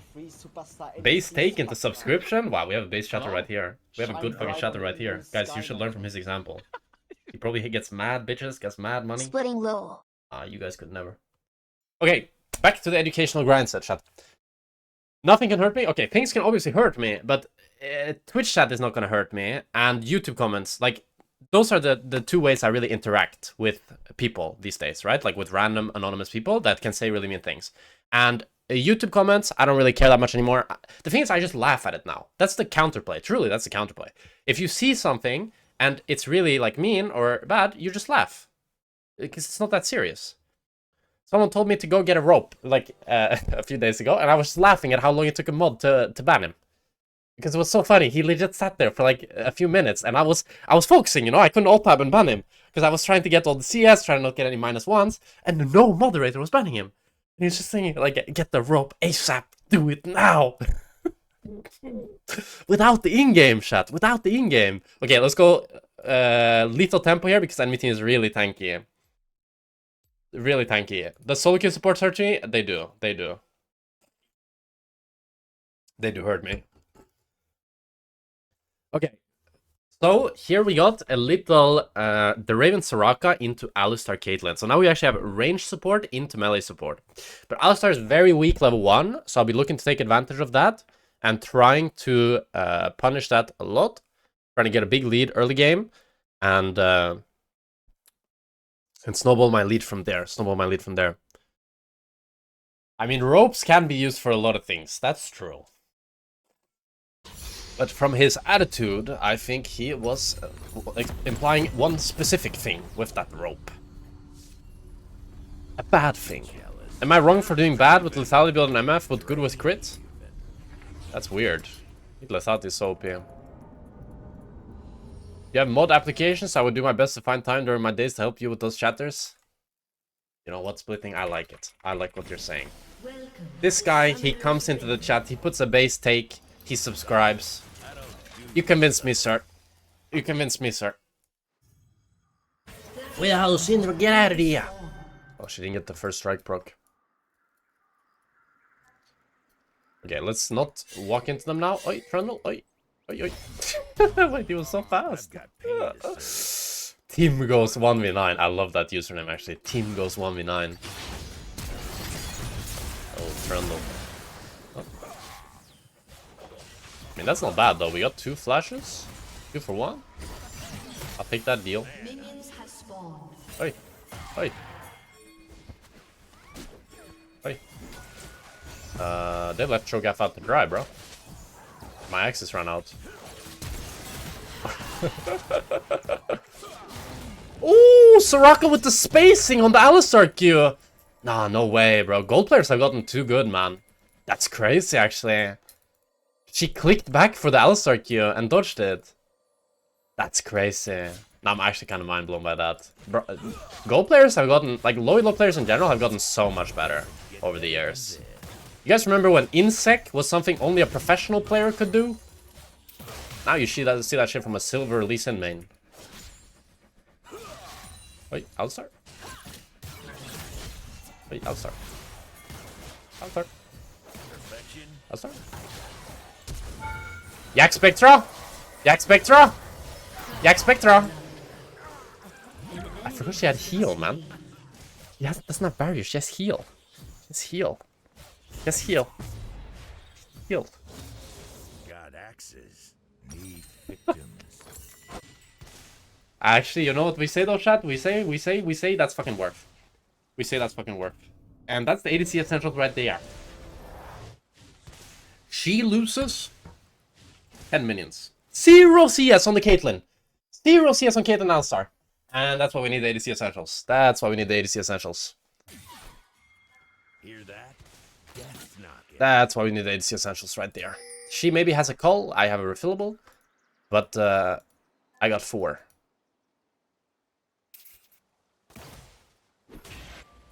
I got 4. Okay, she has 3 now, chat. Okay. Places to go. Alistar's still level 1, so I can take this farm without being too scared. They are gonna have a big wave though, chat. And I don't know when Alistar's about to hit level 2 here. I need to be a bit careful. Because when Alistar hits level 2, it's gonna be a bit scary. Their wave is a bit too big. I need to respect her a bit, chat. Their wave is way too big. Their wave is way too big. Oh my god, Caitlyn the goat. Both players have gotten too good for me, chat. Has been slain. Okay, we're just gonna thin out this wave under tower. And then we can start playing the game. But you see how OP slow pushes are? When they have a slow push, Foundry player can't do anything. I think it's a game all about waves, chat. That's pretty good trade though. We'll lose a few minions, but a really good trade. These footsteps. Really good trade. I'm not struggling in gold, guys. I'm not struggling in gold. It's just we have to make the games like I remember I watched Alois once and he was like, I'm gonna not look for solo kills here. I'm gonna not like try to get fed, so I can show you guys how to win with macro. I'm gonna show you guys how to win with the ADC Essentials macro pack, macro starter pack. Okay, chat. So I don't want to get too fed. I want to start the game with without being fed. An enemy has been slain. This is where Draven So now you can see we are the ones with the slow push, and we are the ones that are stronger. When Caitlyn goes for CS, I go auto attack her. Beautiful, beautiful. Nice, I get the auto attack on the Kate. Whenever you play against Draven into Kate, it's kind of like if she gets to auto attack you and you auto attack her, you are winning as Draven. What she needs to do is use her longer range to try to space you. But if she doesn't space you, you win the trades. Nice, get some auto attacks on the Alistar. Beautiful by Masaraka here.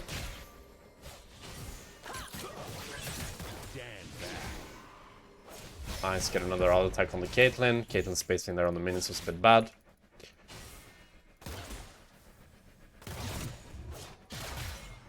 Oh, Kane is in river shot. He can jump over walls, so can't get him. Can look for the Caitlyn here on the CS. Can't get it. Can't get it. Have to go for the CS myself as well.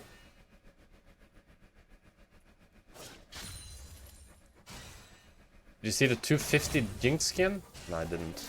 They made a $250 Jinx skin. Gonna force the Kane out here and protect the ward. I mean, Trundle is close here, so this should be good. I'm gonna cancel the Alistar combo.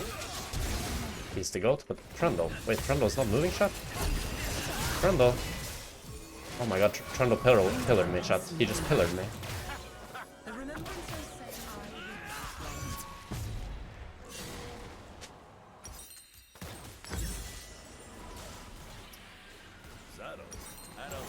I really want to spam ping the Trundle, but I'm not gonna do that. I'm not gonna do that. That was definitely a triple kill if Trundle came, because we're way stronger. But he didn't come. That's okay. is how to move. That's okay.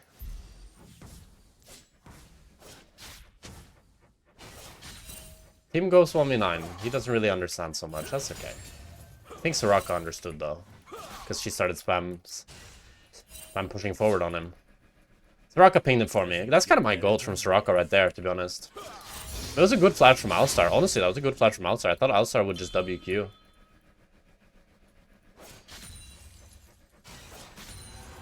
Oh, enemy bot lane really overstayed. They stayed for Drake. That means I can push this wave here. They should lose the whole wave. An ally has been slain. I'm not gonna lose in gold, chat. I'm not gonna lose in gold, okay? This isn't gonna happen. The ADC Essentials starter pack, it doesn't allow you to lose in gold. It's too strong. Yeah, so because they overstayed for Drake, I know I can crash the wave here and get played. Could have based here, chat, but since my Soraka is gonna come back into bot lane now, I don't think I really want to base. And then we can just keep laning 2v2, although I'm pretty weak right now. I'm not gonna lie. Normally at this stage of the game, I'm hoping to be quite strong, and I'd be able to fist the enemy ADC. But because I've made so many mistakes, I'm actually not that strong.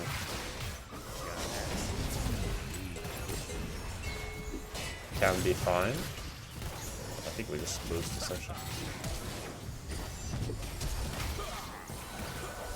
Well, maybe we win this though. I'm So fucking weak shot. An enemy has been slain.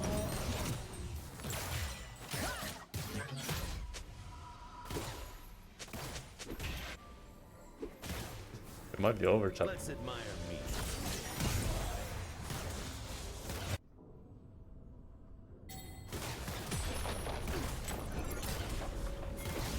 You should stay. I'm not gonna lose though, chat. I'm not gonna lose.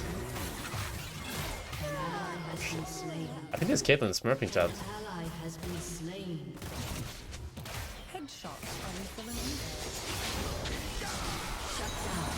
See, I'm not gonna lose in gold.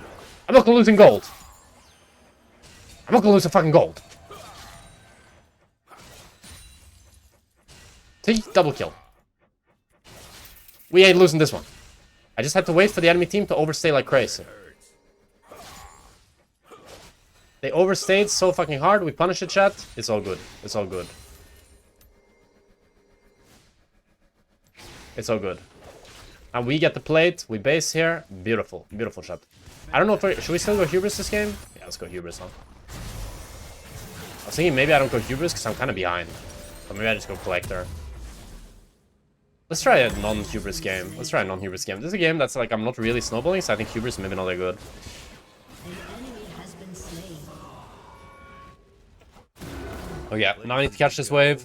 I mean, it's still gonna be hard, chat. It's still gonna be hard because we also have Soraka into Alistar, which is not good. It's not good, right? Because I can't really engage on them, while Alistar can always engage on me, you know? Makes things a lot harder. And Alistar also has Tab by now. He has level 6. Something need killing. Oof, beautiful crit here. But not that much damage, to be honest. Yeah, really, not a whole lot of damage here, chat. I'm critting 10 crits in a row, or what? I need a max win? Okay, we can fight this River free. Cancel that. Beautiful shot, beautiful. Kane is here. Let's focus the Kane. Beautiful here, chat. Beautiful here. Beautiful here. Beautiful, beautiful, beautiful, beautiful. I knew Kane was here from how Alistar comboed in and how they were playing. I played patiently. I canceled the Alistar. Oh. Beautiful bait by my Soraka here. Beautiful, beautiful, beautiful. Now here, do I hit the plate or no, guys? Do I hit the plate or no? Do I hit the plate or no? Tell me. Do I hit the plate or no? Of course not! Don't hit the plate. Don't hit the plate. Base, base, base, base. Hitting this plate, guys, it legit takes 15 auto attacks. Oh. I've got pain to serve. Wait, I block it. Oh, did it shoot even? What shot? Takes 15 auto attacks to get this plate. If your support hit plate, you ping back? Yeah, I would ping back a little bit. But if you don't want to base, then, you know, enjoy death. Enjoy death. But I would ping him back, yeah. Okay, beautiful here. Caitlyn is hard pushing this wave. I just need to catch it on the tower. They could try to dive me here, actually, maybe. That would be crazy if they did, but they could try. Oi! I nearly got stuck under tower here. I feel like they're gonna go and dive me here. This is very weird what they're doing. Where's our Trundle? Tim is on blue buff right now. Make a dope shot.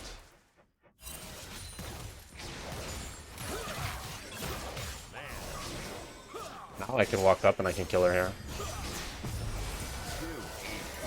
Beautiful, beautiful. Well played, Soraka there. That's really well played by my Soraka. I knew when you play Draven into Caitlyn, this is how the gameplay looks. First, you do one turn to get her EQ, and then you all in her after she's EQ'd away. Can we reach him or no? Why is he so fucking fast? What's this jungle roll? Enemy has been slain. Perfection. Oh, fast, it's jungle roll.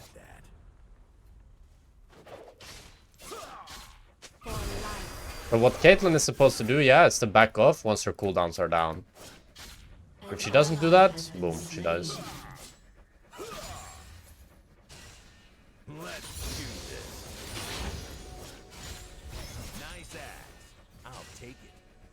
Okay, now I get push. So now she wasted her EQ again. She wasted her EQ, chat. So now I can start going a bit deeper into tower for autos. Get an auto attack on her, take one tower shot, it's worth. Okay, turn low pillars done. I respect it. Will soon fall.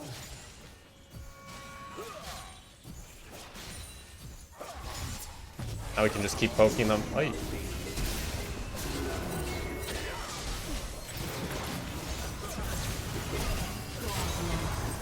Beautiful here. Oh my god, I broke this Draven. Beautiful. I knew I had to focus the Kayn. I assumed that Kayn didn't have ulti, because I assumed that he used it here.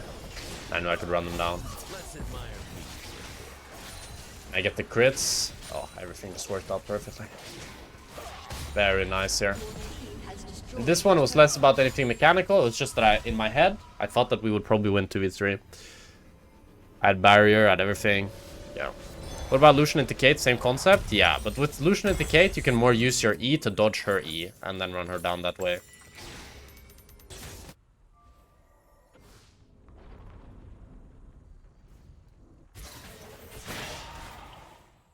Okay, I want to open mid here. We're going to play for Herald. Whenever you play Herald, it's good for ADC to go mid. Maybe we can also kill the Sylas here. We're going to drop bot tower, but that's alright. I want to hit mid here. This is because Sylas was really low, right? I'm hit with us, Syndra. Okay, Sylas is bases. Oh, we have mid tower here. This is huge. Mid tower, super OP. Caitlyn makes a big mistake here opening bot. And Sylas makes also a big mistake getting this chunked. Only thing is here, Kayn can come from top side. While Al starts from bot side. I think I'm just going to run to Herald here, actually. I'm just going to play it safe. There might be a team fight here, though, and I don't do a whole lot of damage to the Xayah. He has a lot of armor and a lot of health. This is a bit awkward here. I have to go with my team because I can't walk into the Alistar Sylas. I don't know why Syndra TP'd. That was a crazy TP. That was a really bad TP. But I still... this is... Wait, they FF'd?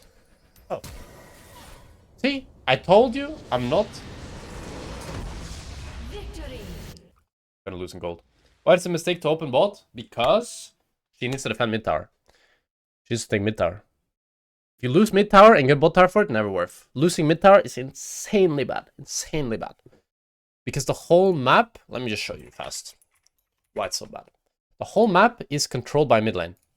If you lose mid tower, then it means that, like, let's say in a normal game, right? Mid laners are on side. ADC support on mid. This is how it's gonna look, right? Jungle is doing camps, right? And let's just say it looks something like this, right? If you get mid tower here, you get this mid tower, and now you start taking every mid wave here. Do you see what happens now? Now you can rotate this way to top, or this way to bot. Because you can push them so far down to catch the under their tier 2. And you can also take their raptors, you can start thinking about their wolves, about their red, about their krugs, everything, you know? You can start thinking way more about their jungle, and you can also start thinking way more about taking... Like, usually when mid tower drops, both of these towers drop as a result. And it works the other way as well, right? Obviously. Because it's so easy that you get a deep mid push, and then you rotate from mid to side. It's the lights, you know? Maybe 30. Ah, it's not working. Oh, did we ban Draven? I forgot to hover. Shit. I need to get into the habit of hovering Draven every game.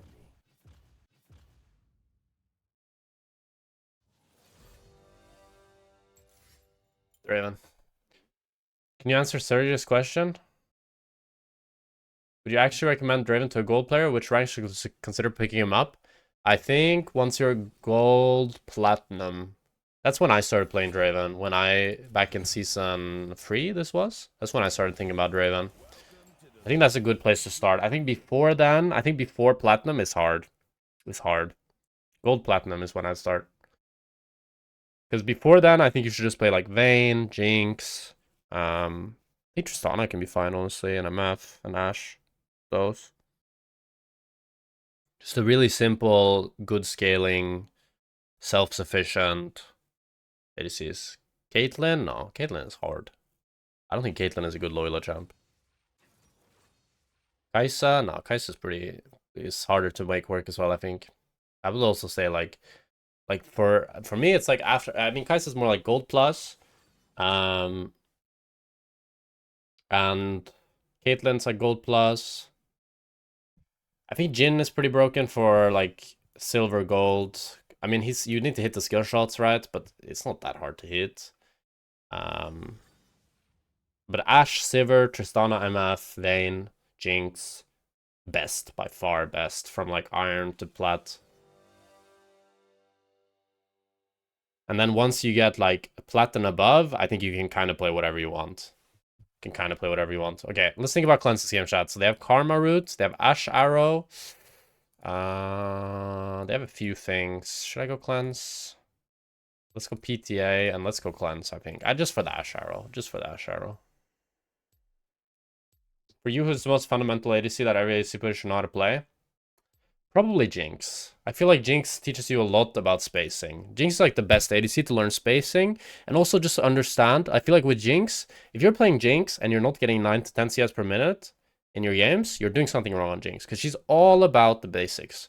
She's about you get high farm, you have good spacing, you just play for farm and play for push, and then once you get your items, you position well in team fights. You don't need to do anything fancy, just hit front to back. And once you get a reset, you start running them down.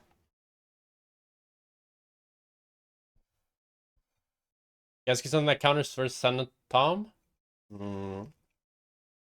Ezreal Karma is good. Mages in general are pretty good into it. All-in lanes can be fine, like Kaiserel or Pyke something. But that can be hard. It's like you need to kill them early game to make it work. But Pyke and Rel are the best engaged supports into Tom Kench. But usually something that has a lot of range and scaling is good into it. I think Jinx is also not bad versus Tom Senna. Should I drop Draven? I enjoy playing him. No, I mean, at the end of the day, we play this game to enjoy it, right? So even if you're, like, struggling on Draven, you should still just keep playing it. And it's like, it's not like you can't improve, you know? You'll get better.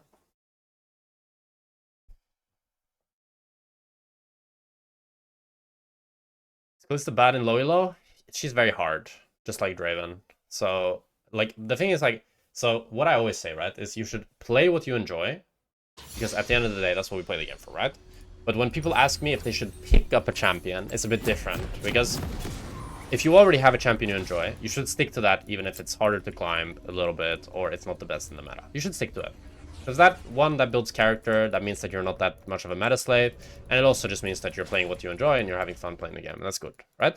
But it's also like, if you are looking to pick up a new champion, I wouldn't recommend something like Draven to Kalista to gold silver players, because you need 100 games of Draven and Kalista to be as good as your 10th game on MF or Ashe or Jinx, kinda, you know? Like, you do just need a lot of games to get the same output as you would on a much harder champion. And it's the same for like Aphelios, for example. Legit, I'm pretty sure you could have if you take 2 silver players, you have one guy play 10 games of Jinx, and the other guy plays 100 games of Aphelios. The guy that played 10 games of Jinx, if you put them against each other, the 10 games of Jinx is going to perform better. I got that. It's just so much easier. So much easier. Minions have spawned. Okay, so let's talk a little bit about this laning phase, chat. So in this game, we have a melee support into a range support. We have Rel into Karma. So in general, when you play with melee support into range support, your goal is really to not get chunked, to try to get push, and then wait for your engage support to find an engage timer. If you're engage support... Oh, this is a good cheese by them. But these Ashe players, these gold players don't mess around, bruh. Gold players don't mess around. Well, this is a terrible start for us, right? Because now we start the lane quite chunked. We're still gonna try to get push. Karma misses the Q, which is really good. If we can get the push, it's really, really good for us. Because that means that we can still play the lane. But if we lose push now, they're gonna bully us even more. But here you can see I'm playing in the bushes. I'm gonna be fine tanking an Ashe auto there. To just try to get the push. Just gonna make sure I play on the opposite side of Karma so she can't Q me. We get level 2 first here. You see I ping my support to go in. I hit the fucking... I hit the Karma once. I should have kept hitting the Ashe. Rel should have ignited the Ashe, and we would have killed the Ashe. Or forced her barrier at least. But it's still really good, yeah. Yeah, but why do you go on... Okay. Okay, that's a bit sad. Okay, so we got the Karma flash level 1, so I thought the Rel would now flash on the Karma, who has no flash. But she instead flashed on the Ashe this time. She's kind of baiting me out with who she's focusing. When she should have focused Ashe, she went on Karma. And when she should have focused Karma, she went on Ashe. But we got both flashes, it's all good. You could see how even though we got cheese level 1, and we ended up losing quite a bit of HP from it, I salvaged it by playing on the opposite side of Karma, not giving her Mantra Qs. Here, this was not worth. I really didn't want my access to run out, but I took too much damage for it. That was the only reason I walked up there, chat. Otherwise, I would never walk up. But I took too much damage to make it worth it, I think. I played on the opposite side of... I have Absorb Life. That's not intentional. Because I was playing Aphelios, I guess. And then I played for push, got the push, used everything I could to get the push. I want Rel to play in the third bush and then looks to Hex Flash. Oh, she doesn't have Hex Flash. That's pretty bad. Hex Flash in this lane is really OP. Because it lets her get onto the enemy after she's used her flash. But now it's going to be really hard for her to reach. Oh, it's good that she has Sweeper though. It's not good that she autos that though. Because she autos that, you can see the Ashe gets vision of her. If she doesn't auto the minion there, or auto the ward, and lets me auto it from outside the bush, the Ashe doesn't get vision of the bush.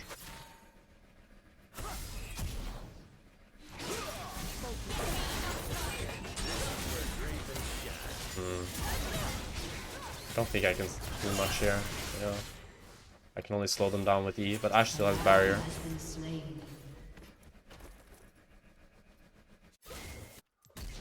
That's not the best. Not good engage from Rel. But that's why it's so hard for her to now play without Hex Flash. I'm gonna pick up a Vamp Scepter here, I think, because this lane phase is actually really hard.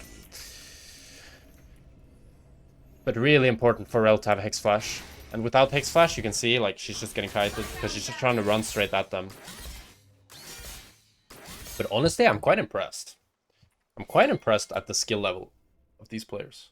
They are not bad. They are not bad. League players have gotten so much better over the years. It's crazy. Like, the fact that the Ashe knew to cheese level 1 because they're stronger. How the Ashe is spacing. Like, when I traded with the Ashe right now, she used her Q as an auto reset. That shit is good stuff. Not bad spacing at all.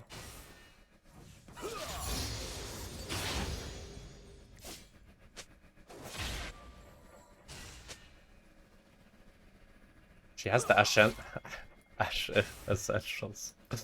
Yeah, I guess so. Something need killing. But now I have Vamp Scepter. That should make this shit a lot easier. It's really good to rush Vamp Scepter on Draven when you're against lanes like this that have a lot of poke. Because now for every auto I do, I should heal like 20 HP. And now we have the slow push, so I really want to play aggressive here. Try to contest Ashe on every CS she goes for. The only thing is I know that Vi is bot lane. Or not Vi is bot lane, but I know she can be bot side. Oh my god, my ultimate's here. Here I have cleanse, so it's all good.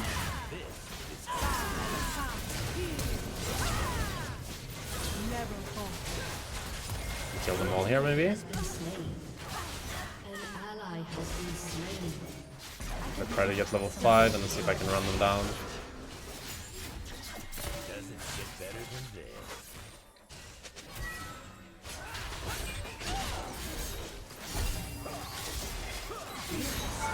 Okay, that was... Why did she stop taking aggro at like full HP? I don't know. I shouldn't have died there, but that's okay. That's okay. We should have kept hanging tower on Diana. She was not close to dying, right? But that's fine. That's fine. It's still really really good. This is why we have cleanse, right? I can cleanse the Karma Q. I can cleanse the Karma W, I mean, and I can bait them really far in. That's what I'm trying to do there, right? I want to bait them so that they're at the point where when we turn, they can't run out. And you can see there, they couldn't run out. They were so deep, nearly under our tower. We can run them all down. The only thing that I need to worry about is not dying. Oh, this Karma is really trolling here. Because we see enemy really trolled by Karma here. We see enemy Vi on top side. Or maybe we didn't see enemy Vi. Well, I know Vi can't be there. No, I think we saw Vi, no? I'm pretty sure we saw Vi, yeah. Yeah, here it's just Ashe doesn't respect that I'm way stronger in all-in. So I get their flash. I mean, this is Draven. Very Draven specific, right? You usually win all-ins. Especially when you got a BF sword like I have now. I'm just gonna be trying to rush BT this game, chat. Let's do this. Now Ashe has no flash again, and she should boost this whole wave. Now we can even walk up and like start the zone. This is something you can do when you're quite strong, and it's really, really good to abuse. Now we'll just zone them in between tower. If they walk up, we just kill them. They didn't expect our jungler to be here. So we can dive the Karma.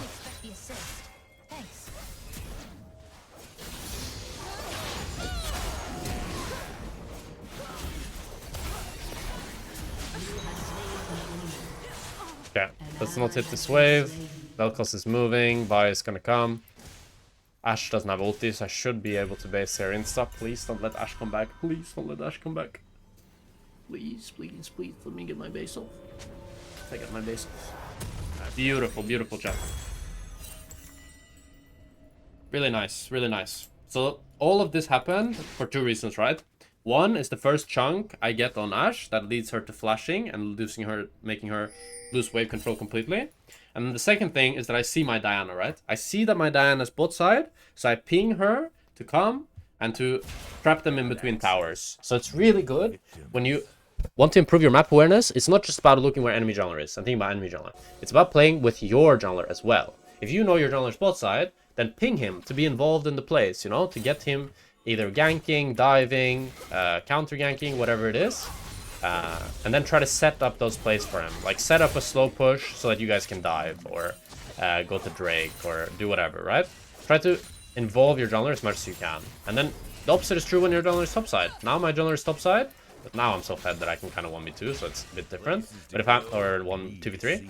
But if I wasn't this fed and I couldn't 2v3, you'd see me playing really safe right now because my Diana's bot side. And I don't want to int when she's on the other side of the map. Now Vi shows on top, she's ganking Vayne, I know that bot lane is 2v2. Still really hard to actually get onto them. The only thing is, the scary thing here is that my... I want to just cleanse the ignite here. Wait out the anti-heal, start hitting the wave for BT healing. Their bot lane is really annoying actually. Play Draven into. Oh my god, it's so fucking annoying actually.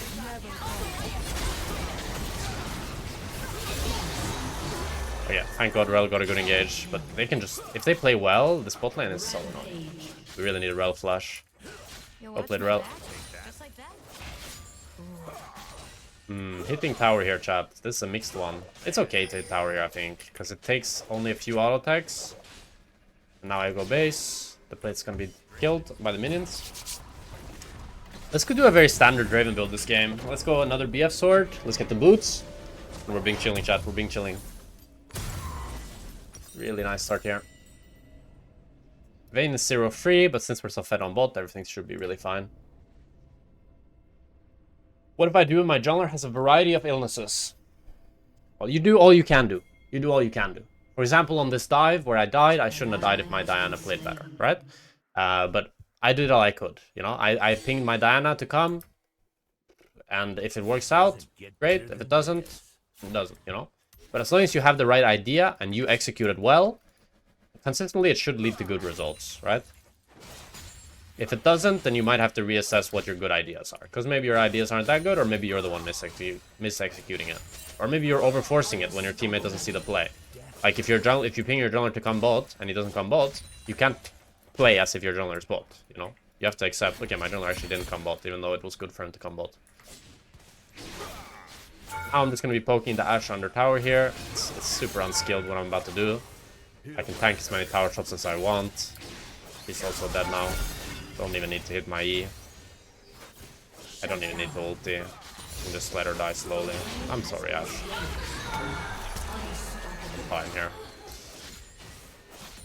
When you play BT on Draven and you're fed, it's really, really obnoxious because you can just hit them, take a tower shot, then do it all again. Like hit the minions, go back to full HP, get the shield, do it all over again. And it's really, really unskilled. What are we pinging me for?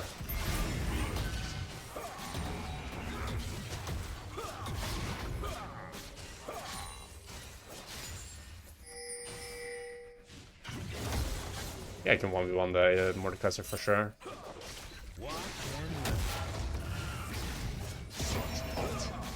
The thing is, I don't have... I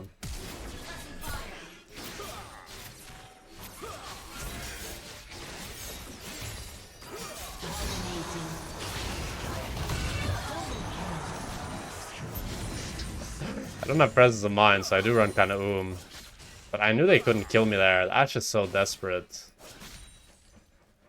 Ashe is so desperate.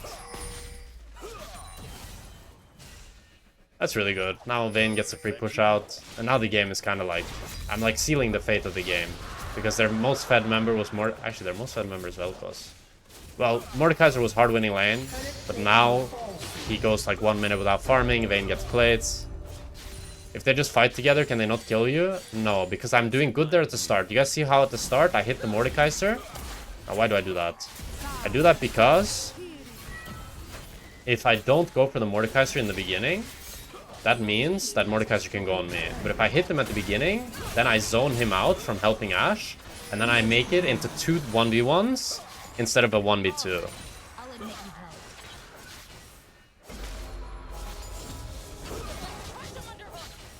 Oh, this is crazy good. This heal has some mechanical skills, but like many brain cells and passion, as Reptile would say. Passion? You like passion? I mean, yeah, I think the mechanics are actually, I'm quite surprised. It's quite good. But they don't think enough about jungler. They tilt super easily. Like, this Ashe is completely tilted, right? Completely tilted. Just inting it, essentially. Like, I played against 2 ADCs now that just started inting once they fell behind. Like, they stopped trying, kind of. Once they fall behind, they lose their mental fast. Okay, I'm gonna come here with my team. Gonna go fight with them. Good to convert my lead into a team lead here. It's a bit hard to reach any of the enemy champs. They're kind of running away from me. Might be hard to siege against Vel'Koz as well.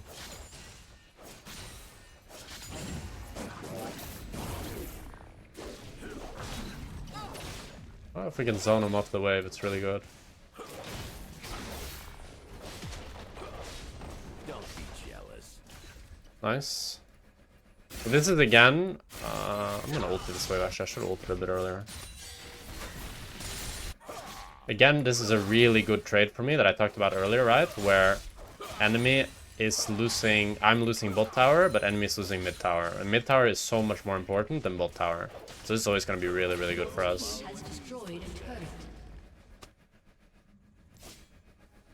And Vel'Koz knows how bad it is, right? Now he's typing in the ult chat because he's seeing how we're taking his mid tower and he knows it's over for him.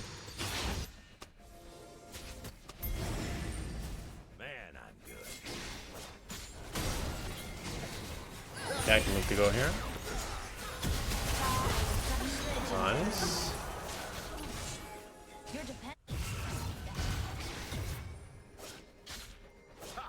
Doesn't get better than this. Really good early game here. This game should be locked and loaded. A crazy big CS lead. This game I decided to build a bit differently. Because they had so much poke in the lane, right? I wanted to go Jackspektra, then I realized BT was pretty good. So I ended up not going the lethality build. And I do still think this build is pretty damn good. Hello, Joey. How you doing today?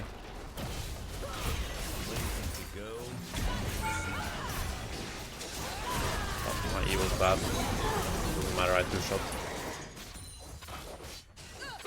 This stream is cool. I love learning. Nice, Joe.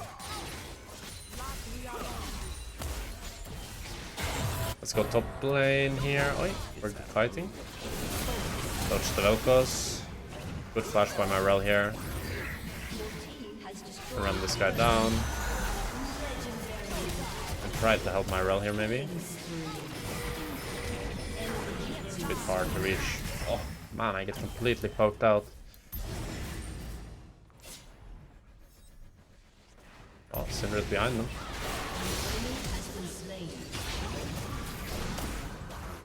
I have really annoying champions for Draven, to be honest. If your life's still on the wave here.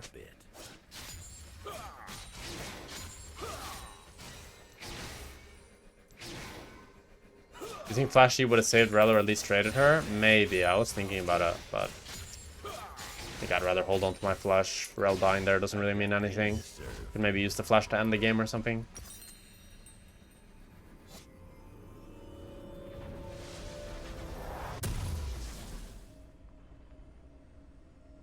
Shut down. What should I buy here? Just LDR, no? Don't need Mortal Reminder, I think. Yeah. Let's go Lord Dominic's regards. An enemy has been slain. I could go Rapid Fire. Actually, Rapid Fire is really good versus enemy team. Hubris bad on Draven? No, Hubris is my normal Draven build. So I go Hubris into Collector, into LDR. But this game, I really wanted to get some lifesteal, and I wanted to try this build again once I went for the lifesteal.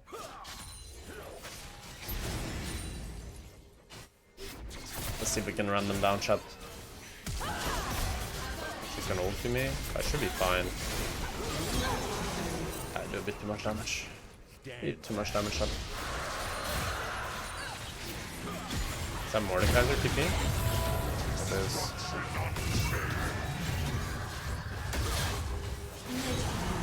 Nice.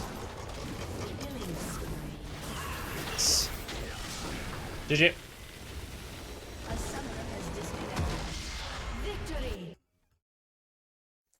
GG, chat. Yeah, I wasn't stuck there with Morda. He was stuck there with me.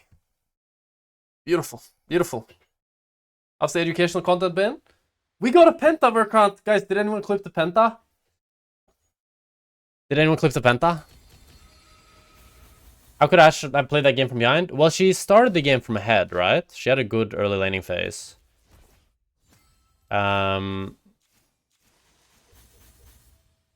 She had a good early game, but I think... Where did they fuck up? I think she could have played more for level 2. That was the biggest thing. She shouldn't have lost level 2 when she got that huge early game lead.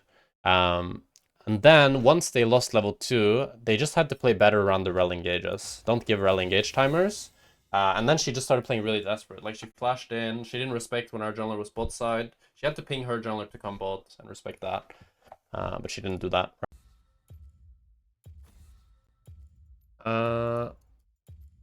Let's ban Master Yi.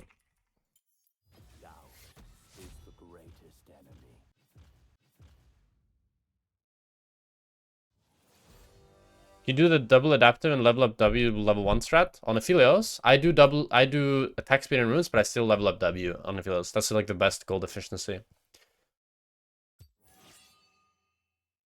Why decide to do Draven only educational to masters? Isn't that kind of controversial during sort of a niche ADC? It used to be my one trick. I was known for Draven, and it's kind of the OGs. And for me, there were 2 champs that I really wanted to do this challenge on. It's Draven and Aphelios, because those 2, they're my favorite champions. They're the champions I feel like I'm the most known for.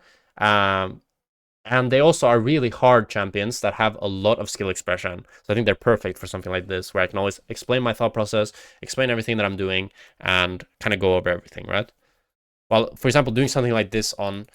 I mean, to be honest, doing something on this on a simple ADC would also be good, because then I can, like, tell you how... Just teaching the essentials, you know? It's not that much about the champion.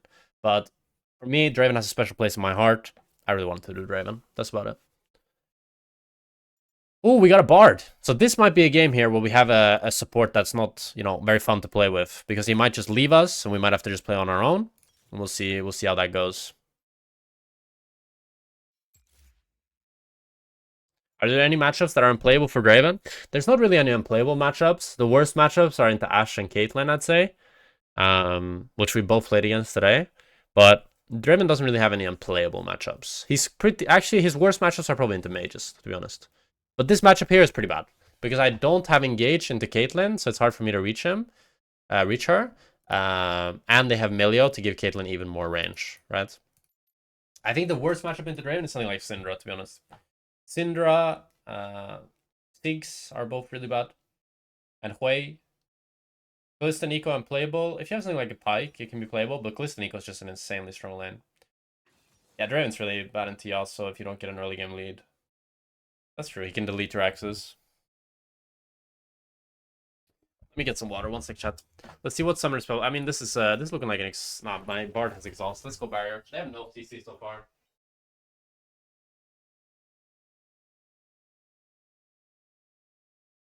It's very rare that I go cleanse if enemy has no champions that cleanse is good against. Like have no bot lane champions and no jungle champion. Like even if their top laner pick the champ that cleanse will be good against, I'm not gonna go cleanse.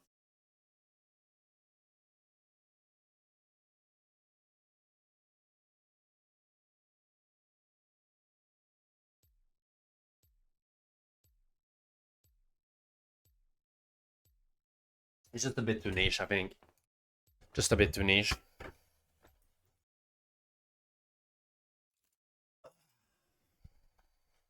We've seen Reptile's Airy Vayne Poke build. Airy Sudden Impact Scorch, 2Q, level 1, half HP. Sounds crazy. Oh, I'm in Platinum, chat. Holy shit, that was fast. We're already in Platinum? Only 5 games to be in Plat. That's crazy, no? This is Plat 4. Okay. Kind of high-low. Kind of high-low. And this is a more difficult laning phase. This might be quite an interesting game, chat, because this is quite a hard laning phase. I'm against 2 champions that outrange me, and I don't have really any sort of engage on my own. Until Bard hits level 6, he can't really reach them, right? And he's probably just going to leave me. If I've played with enough Bards, I'm going to predict this Bard is going to lane until level 3, and then I'm not going to see him again. So we'll see. And they also have Malphite, which is really annoying later on. And Yone Kha'Zix can be really annoying for ADC as well. So definitely an interesting game here. Definitely an interesting game here. And I don't have great champions to peel me in my team. But my thought process in this laning phase is just going to be try to get 2 axes. Try to push. If I can get level 2 first, I'm really happy. If they play well, it might be hard to get level 2 first. It might be hard to get level 2 first. But fighting level 1 for me in this lane is really good. Because level 1, I'm way stronger than Caitlyn, you know? Caitlyn starts winning trades against Draven once she gets her EQ.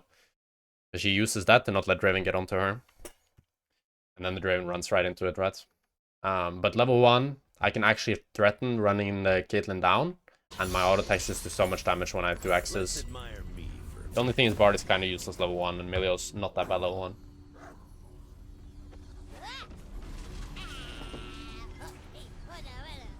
So I'll have to see a little bit how enemy team is playing, how they're spacing. But my goal will definitely be to get level 2 first and try to get push. Which should be your goal every single game. Every single game, you try to get level 2 first and try to get push. And then you kind of see, you know, you can kind of tell level 1 how it's going, if you can actually get the push or not, if you need to respect, or if it's playable. And then you adapt from that. So here Ryze is not covering here. Bard is chilling.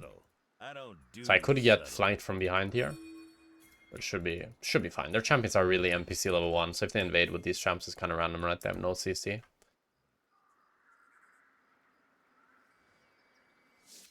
They have no CC, so it would be weird if they late mid or do any sort of level 1 shenanigans. And Koski started E. That's really good for Shyvana. Minions have spawned. Both of them completely failed starting writing E.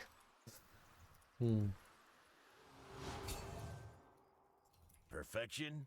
I got that. Walk here. It's good. Good to start here, because they could be in the bushes, right? I don't know where they are. So I'll just start here so Caitlyn can't Q me.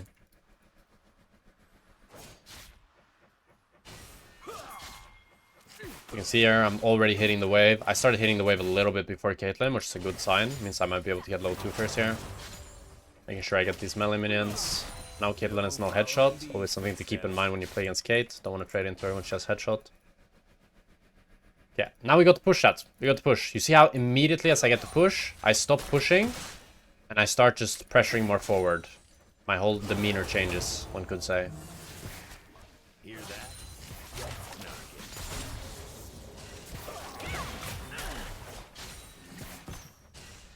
You can see I'm not playing for push anymore. I'm just slow pushing, last hitting the minions. Really good, really good, really good.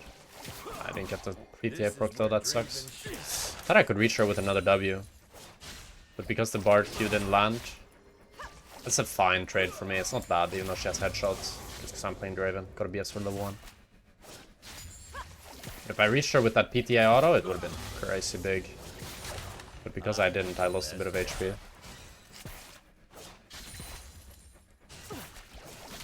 This game I was planning to go Hubris into Collector into LDR. But I'll have to think about it. Maybe we want to go a different build. But we do have double AP, so lethality is really good. Did they just mega outtrade me, or how did I lose so much HP?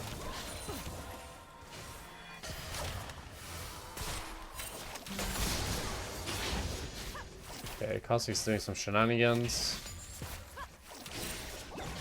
Nice, I get an auto on Kate. We're on this 17 damage because melee blocks all of it.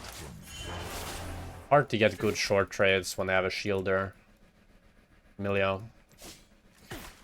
Caitlyn does well here, denies the caster from me. I reactivate my Q so that the X's don't run out. Missed that caster, but it's all good. Doesn't get better than this. Still don't want to fully let them have the push, but don't want to push too hard either. I'm gonna try to threaten them. Oh, really good stun by Bard here. You can see it's very hard to make anything happen. Even when we get the stun on Bard, it's kind of a losing trade for us. This is so obnoxious, actually. It's a really hard laning phase. I really need something like a Pike or Nautilus play into this to actually go onto them. So this lane is probably going to be a bit of a chill scaling laning phase. Because it's very hard to win trades against the spot lane, even if we outplay them. I'm going to take both of your chimes though. Thank you, Bard.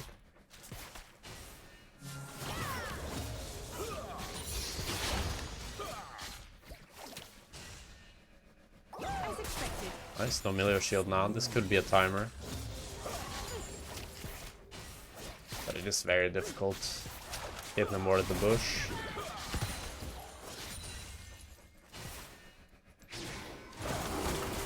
Tried to bait out her E there, but I walked a bit too far forward. My bad there.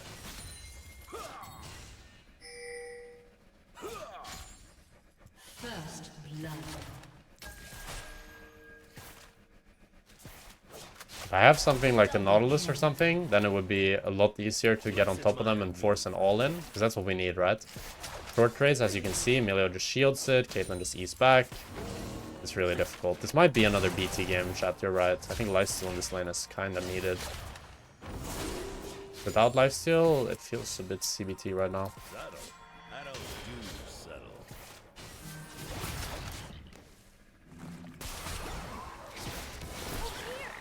We can win trades, I think, actually. It's insane, the range she has. And she takes no damage. Oh, we're so countered, chat. So countered. Draven with Bard is also very anti-synergetic in general, because Bard has very little early game lane pressure, and Draven has a lot, right? But it ends up being that you have a pretty mid lane, and a support that really just wants to roam and scale. And an ADC that just wants to fight. I think we try to push this. Just hard push this. Yeah, this is good to just hard push. Let's do this. That should crash. Even if it doesn't fully crash, it is what it is. Yeah, it's good enough. It's good enough. I mean, we can't help you with the Drake, Shyvana. If you get it, that's really nice. If you don't, I'm sorry, but nothing I can do. Not gonna go Vamp Scepter here because I have such a good buy. It feels wrong buying Vamp Scepter when I could buy 50 AD, you know what I mean? I have to buy this, no? If I don't buy this, I'm trolling, I think. But I'm gonna go BT first. I'm gonna go BT first for sure. I think BT is really needed in this lane. You try Collector into IE? Yeah, I think it's good. I mean, Collector is really good on this patch after the buff. You can see I'm down a little bit CS, but after I catch this wave, it should be relatively equal. I think at level 6, we might have decent kill pressure with Bard ult and with my ult and stacks. That's definitely something we could look to play for. I see Kha'Zix on grubs. So I know that Kha'Zix can't be bought, but this wave is a bit too big to trade into them, and we also need level 6, I think, to really do anything. They're just gonna be chilling until then.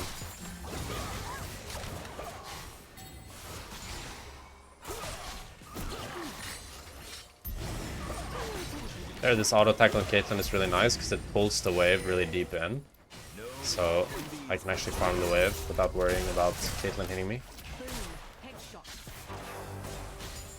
I'm about to hit level 6 here, and Bard has level 6. He could ulti here if he wants to. What if you ulti though? Okay, I mean, Caitlyn flashed, nothing.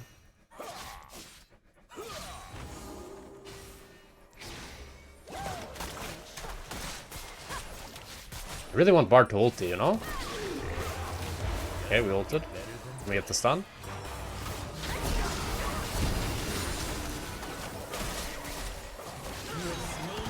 Not gonna flash here, just gonna die. Really good. Should have held my ulti a little bit more. I thought my ulti would be enough to execute, but it wasn't quite enough. But I mean, this is really worth, right? I'm playing Draven. I got my cash in. 470 extra gold from that kill. Beautiful. Beautiful. Played. Play Bard. That's what I wanted Bard to do, right? Because I was thinking that we should win it, but I think my ulti was bad. If I ulted better, I think I don't die. I could also flash the Milio Q and maybe live, but I don't know. Flashing there when there's a chance I still die, even when I flash, it feels kind of bad. And the wave isn't good, but it's not a big deal. Like, the wave state at 8 minutes is not that important. You lose like 6 minions, is what it is, you know? It is what it is. I mean, they had heal, barrier, melee ult. They had so much, you know. It's kind of crazy. Nice, I got a good trade here on Caitlyn though. Let's go ward for Kha'Zix. I know Shyvana's behind me, so I can go kind of deep here. An ally has been slain.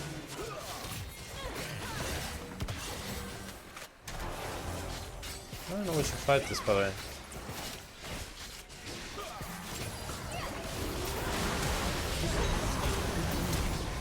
My team was a bit too scared, but maybe I shouldn't have taken the portal. I thought Bard would take the portal with me, but I ended up giving him an isolated Q because I took the portal. Oh my god, and he juked them to Narnia. You guys got him. Nice, huge, worth. I knew we were winning that. Oh, they didn't got him. But they do got him. Maybe I can snipe him with ulti. Shyvana kills him. Yeah. Nice. I think I shouldn't take the portal, yeah. Should have stayed with my team. Maybe I probably still die, but maybe I live because he doesn't get the isolated Q. It's gonna be close. It's gonna be close at least. Oh, and I come back to a huge wave here. Beautiful, beautiful chat. Subtle. I don't Really good for me. subtle. I also get another kill. Caitlyn doesn't get a kill. It's 2 for 1. Just really nice stuff. Really nice stuff. Now I have full BT, so now I can start trading like a maniac. Should have E'd before the auto there, and then I could have actually cancelled her E maybe. But she's inting, she doesn't think of Bard. They can't kill me here.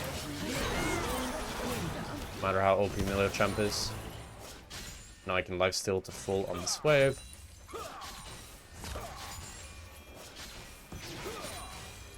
Nice. I can dive the Milio if I get 1 or 2 autos. We didn't get the stun. I can get a few auto attacks here. Really nice. No minions to tank tower, so don't want to walk into tower right now. Milio no Q now. Look to dive him for sure.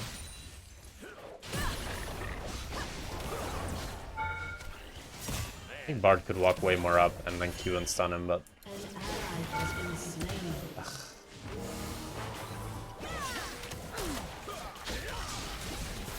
still have barrier, but they're not expecting that.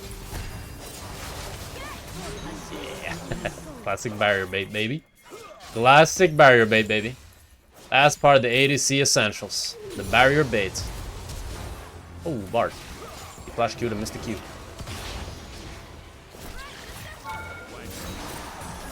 Beautiful. W to run out of tower. Beautiful, beautiful. Gonna get this wave. I'm gonna base. Could stay and zone the Caitlyn, but it's a bit much, I think.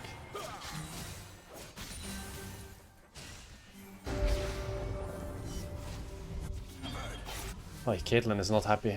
Killing spree. Don't let me block it. Thank you. Has been slain. I knew he wasn't gonna die to that. If he was gonna die, of course I would tank it, but when he's not gonna die, I'm not gonna tank it. I want a base. Okay, we're getting 5 grubs, really nice. My jungler's smurfing. Now the laning phase is really easy to play because I just need to play 1 turn to make Caitlyn waste E, and then I can just run her down. And I can even just tank the E now because I have BT and so much lifesteal on the shields and everything. I got that. We play really cocky chat. Kate calling you boosted? Oh, she's probably tried to talk in team chat, no? Like someone was flaming her, I would guess. Maybe Millia. No following these footsteps. Oh, Yone is TPing bot. I can dive him for sure. If it was Malphite TPing bot, I'd have a hard time. But against Yone Kha'Zix, I think we're gonna try to do a little 2v1 shot. Little 2v1. And how we do that is by poking the Yone a bit under tower. Now he's gonna look to Q me. We dodge that. Oh, I fucked up the E. I might die from that. Oh, I'm fine. That was a really bad E. I should have cancelled him. Oh, I don't know why he went for that. I knew he wasn't winning if he went for the Q there on me.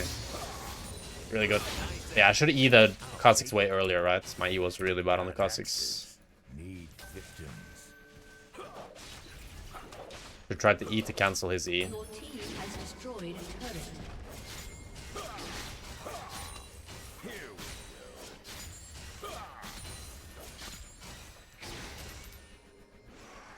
Nice.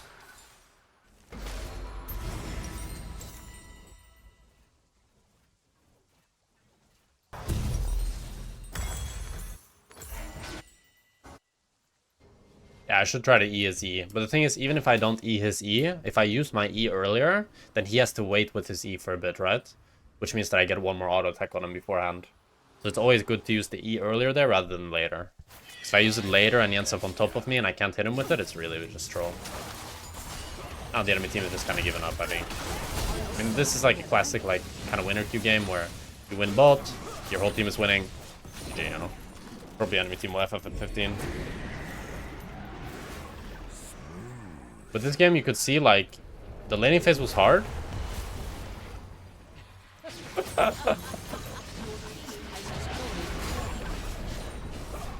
The laning phase was hard, but we tanked it, we got through it. And then once we got some items, and once we got some stacks on the ulti,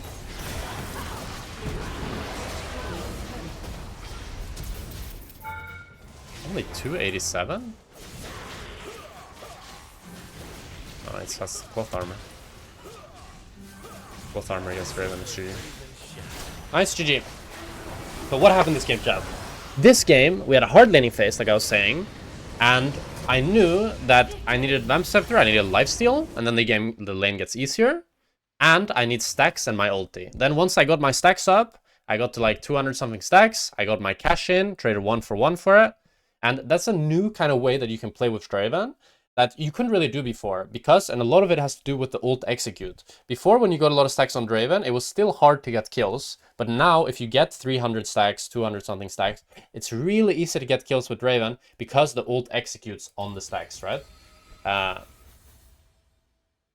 Which just makes it so much easier to kind of play Draven more. It's like a scaling champ, you know? You don't have to make it snowball because it's really easy to get that cash in. Once you get the cash in, you get a shit ton of gold, everybody's happy. Everybody's happy.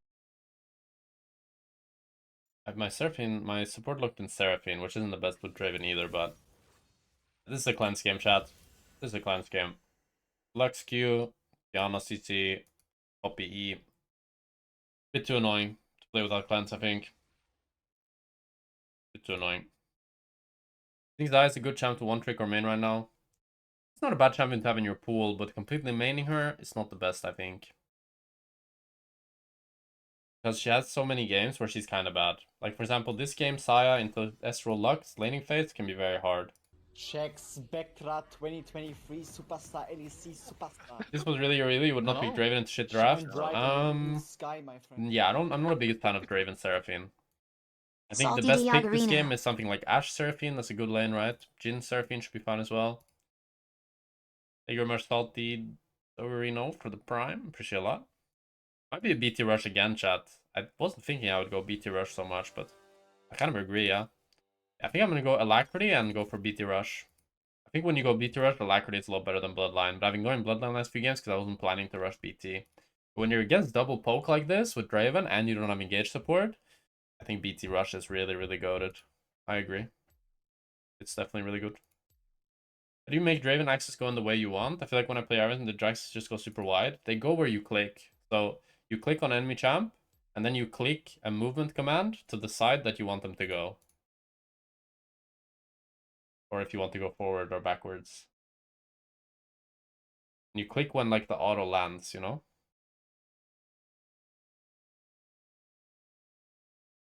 And if you don't click anywhere, it goes in a random direction or on top of you.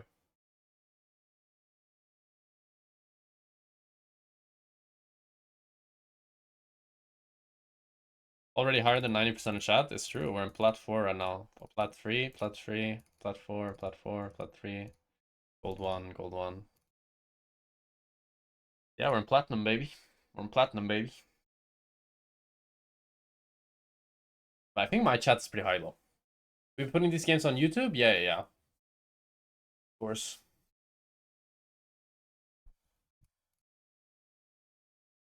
Yeah, so this lane is very similar to be honest, it's very similar to last game, this lane. It's kind of a hard lane to punish. They're very safe. I would really love to have an engage support, but because I don't have an engage support, we're just gonna be kind of doing the same as last game. We're gonna be scaling up, we're gonna be getting Vamp Scepter, but getting BT, and getting our stacks, and then trying to look for when Ezreal makes a mistake, or Glux makes a mistake, and cashing in on them. Unless my Seraphine lands a lot of E's early game or something like that, I don't think this lane should have too much action early game. I will be, of course, playing for push. Always play for push. Once I get the slow push, once I get the push, I'm going to slow push. And look to threaten the Ezreal on every CS, try to force him to use Q to last hit, and all that good stuff. What do you think about Taric Draven? Really OP. Really OP. Draven can just trade 1v2, and then the Taric is hitting wave, healing him, and they win trades.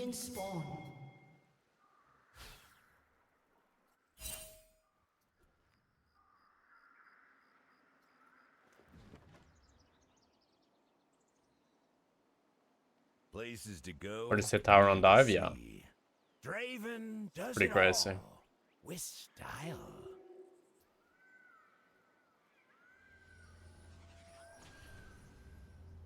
Gonna make sure that we don't leash this game.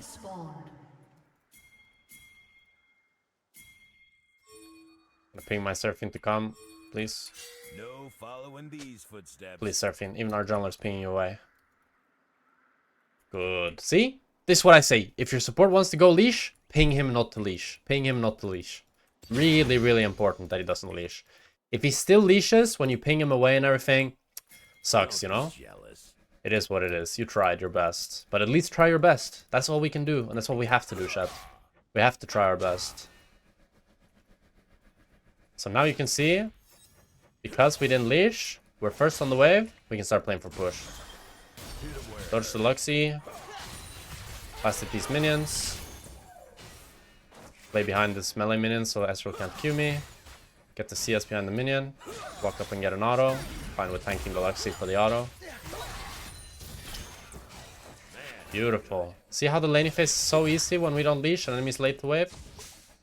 Makes such a big difference, chat. Such a big difference. I'm not doing anything special. Nothing special I'm doing. This is just the ADC essentials right here.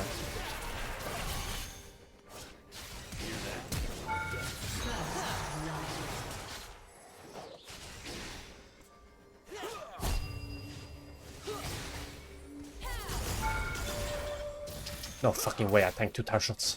I have no barrier. He could flash out on me. How did I tank 2 tower shots from that? In there I knew he had barrier, right? So I wanted to bait out the barrier. I thought maybe I could get another auto attack and kill him. But now I don't want to greed more. I don't know where enemy jungler is. Enemy support's gonna come back. Let's just base, get Vamp Scepter, we're all goody. An enemy has been slain. Nice, huge. Huge. You can see there, because enemies late to lane, and I'm instantly on the wave, I get to push for free. I get to start controlling the lane. I get to start hitting the Ezreal. Because how it should play out is that they're fisting for the push as well. Because if they get the push, I have to click back and I have to be really scared. But because they're not pressuring for the push, it's really easy for me to play. And I can just pressure them the whole lane phase. An enemy has been slain. An ally has been slain. Take that. Press the attack better than tempo on Draven. I think press the attack is good when enemies like medium squishy. I think this could have been a Halo Blades game, to be honest. They're very squishy this game. They only have Poppy, but their 4 champs are very, very squishy.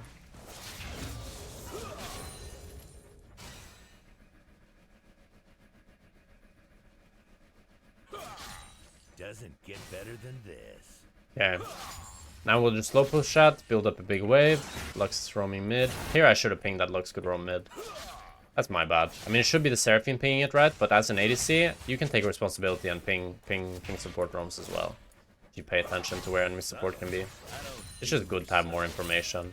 So now I'm starting to push because Lux is still roaming. And I'm going to aim to hit the Ezreal a lot under tower, make his game really, really hard. Because Lux roamed like this. Really good there. Their Ezreal makes a mistake. He should just Q the minion. But because he doesn't Q, and walks up to auto attack it instead. Hello? Shine bright on the sky.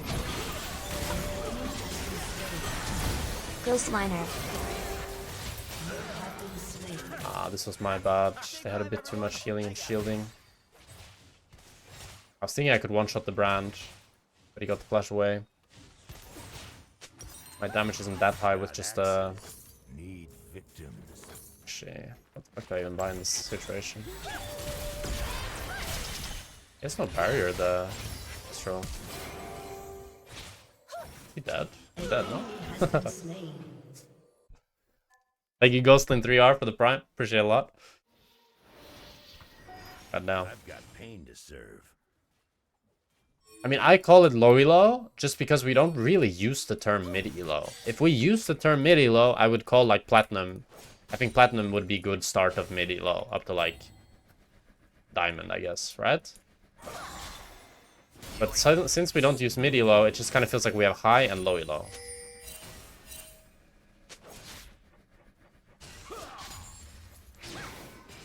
There's no mana for Q actually.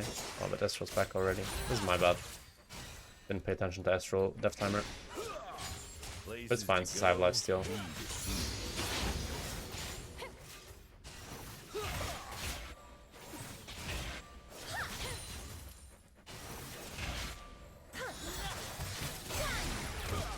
And I would say Master is high elo, right? And everything about Master. But it feels weird to say Master, like to say Diamond. What is Diamond then, you know? Shit.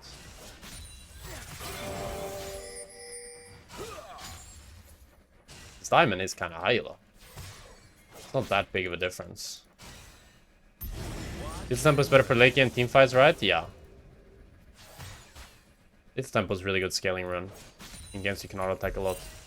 So Lux based here, she was really low mana, right? Brand is showing on top. Holy shit, the Jax is 13 CS, guys. How is he 13 CS? Wait, how is he 13 CS? What is he building? What the fuck?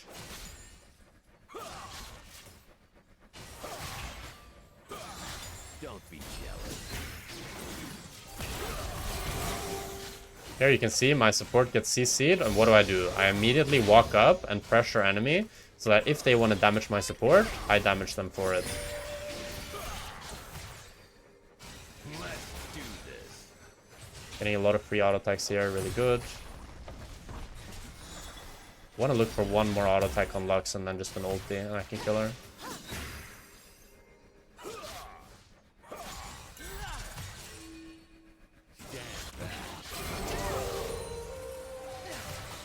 She's playing very far back.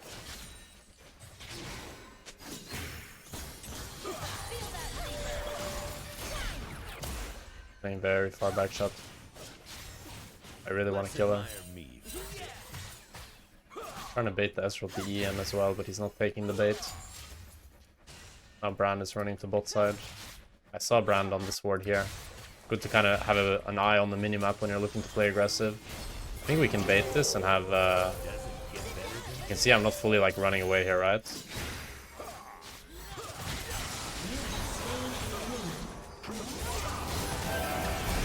I run away from my support here so that I don't get hit by the brand ult and we don't bounce it back and forth.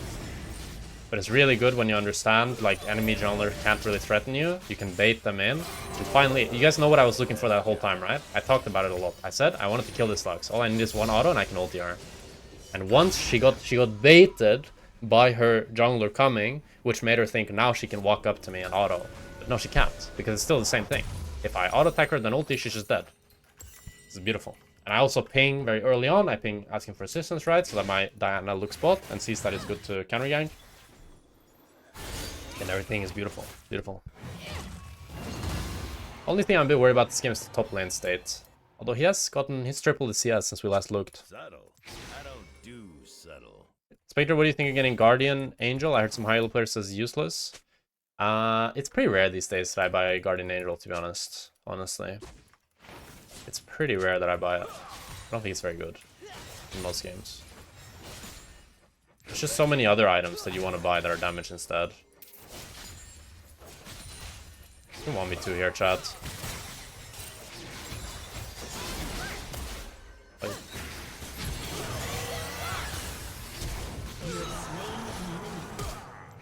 Nice. Lux flashes away, but that's all good. I mean, here I should have pinged, because if my Diana was looking, she could have killed the Lux, but it's all good.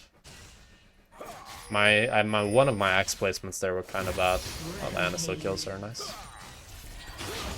But I knew I could 1v2. The Ezreal is really useless, and it's also... This is like it's kind of like it's a 1v2, but it's not really a 1v2, you know what I mean? Because I'm starting to fight the Ezreal, and then I'm fighting the Lux after I force the Ezreal out. That's what's actually happening there. I knew that the brand and the... Here I dodged the Ezreal Qs, and I can start to run him down. He should E backwards, but the fact that he doesn't E backwards is a big mistake by him. Now he gets really chunked. Now he can't lane. Should just E backwards. He should just accept. I gotta E away. For some reason he doesn't want. That's fine. He has no E now. If he walks back up, I'm just gonna ulti him. It's fine, even if he doesn't die. I think we can outplay this pretty easily. I still have my axes. Kiana's better for a bit here. Beautiful. Beautiful shot. Nice. Huge. I mean, I was looking at my Seraphine's ult cooldown, and I was thinking that the Kiana couldn't really kill me. And, yeah. I've got pain to serve. Everything worked out perfectly. But there, I know that I'm able to walk up on the Ezreal and start off this whole play, because I know that Lux died so much later than Ezreal, right? Like, Lux died like 10-15 seconds after Ezreal died, because she was chased all the way to here. So I know that when Ezreal's here, he's fully alone, and I'm way stronger than him 1v1, right? So I can just zone him in between tower. And I also know that I have lifesteal, so trading with the Ezreal is even better, because I can just lifesteal the HP back up while he can't.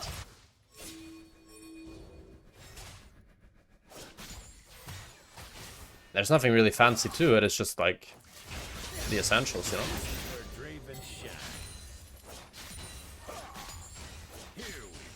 And now the game is very, very easy for me to play. Like, now I could let the viewer play and they'd probably still hard carry this game. Because you can tank everything and just lifesteal the shit back up. You can just go in practically 1v3. I can just keep pushing here, don't need to rotate anywhere. Don't even need to move.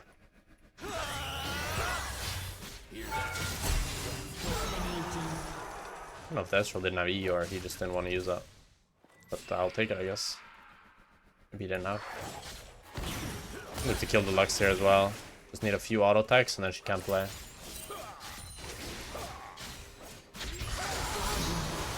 Yeah, well, I think they've given up, chat.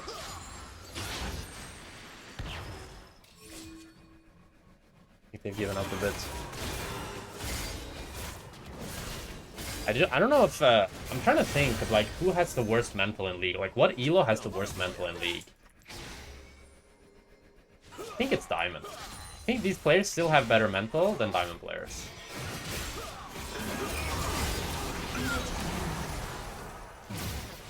Pretty sure it's Diamond. Low Master is definitely up there as well, but I think Diamond's worse than Low Master, actually.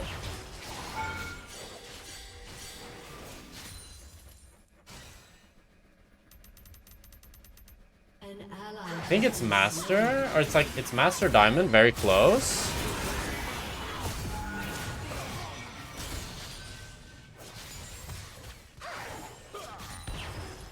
And then yeah, it's Diamond, Low Master, then Emerald, then Plat, I think. And I think the best mental is Gold, Silver, Bronze, Iron. Because those people, they're just chill, bro. They're just chill. Facts. I think maybe once you get Gold, people start to get a bit more tryhard. But Silver, Bronze motherfuckers, they are just chilling. They are just chillax maxing. I mean, in Iron, they probably don't even understand what's happening in the game to tilt, you know? It's like, whether they're 0-5 or they're 5-0, it goes in one way, out the other. I don't do subtle.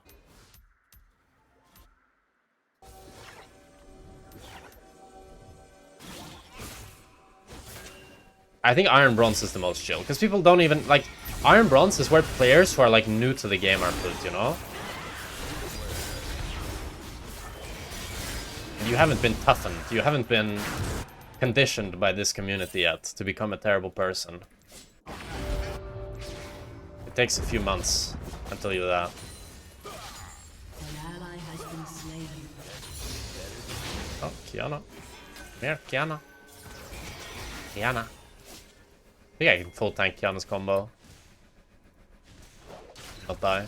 I hope at least. Yeah, no way, no. Well, if the tower is involved, we might have a different proposition. Let's force this guy to flash. Nice.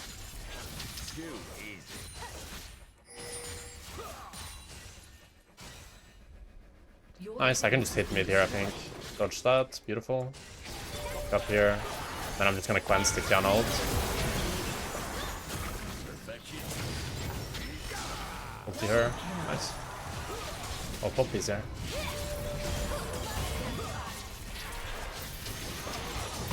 Ah, I should have flashed the Brand W. We got the whole squad pulling up. My bad. My bad. How did Poppy get there? She TP, no? What do you think about this take? Iron 4, Gold 4. Learning the absolute basics. Gold 3, Emerald 1, low elo, D4, D1, beating the game. Master Child Torture. I don't completely agree with this. This is what Nice used to say. Executed. D4, D1, beaten the game. What does that mean? Now Can you explain why you're not building Collector first? I'm going BT this game because they have so much poke. I really want to go just for lifesteal. Shine bright on the EU sky. Thank you much, Sweat IRL, for the 23 months. I appreciate a lot, my man. Thank you. Sweat I mean, I IRL. think, Ululu. yeah, Iron 4 to Gold 4, you just need the really the basics. Really basics. You just learn to farm, learn how mechanically your champion works, learn a little bit about where you should be on the map, look at the map for enemy jungler, understand jungle a little bit so you don't die to every gank. why, thank you. And just kind of understand basic champion kits and, you know, everything. Understand, like, your goal should be when you're playing in that elo, in my opinion, to understand how every champion works and what every champion does. If you do that, you're on a good path.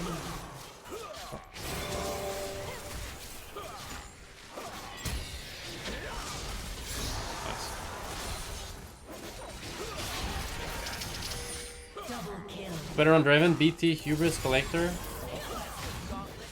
I missed the next turn for no reason, but I'm three-shotting anyways. Oh, he's still has that.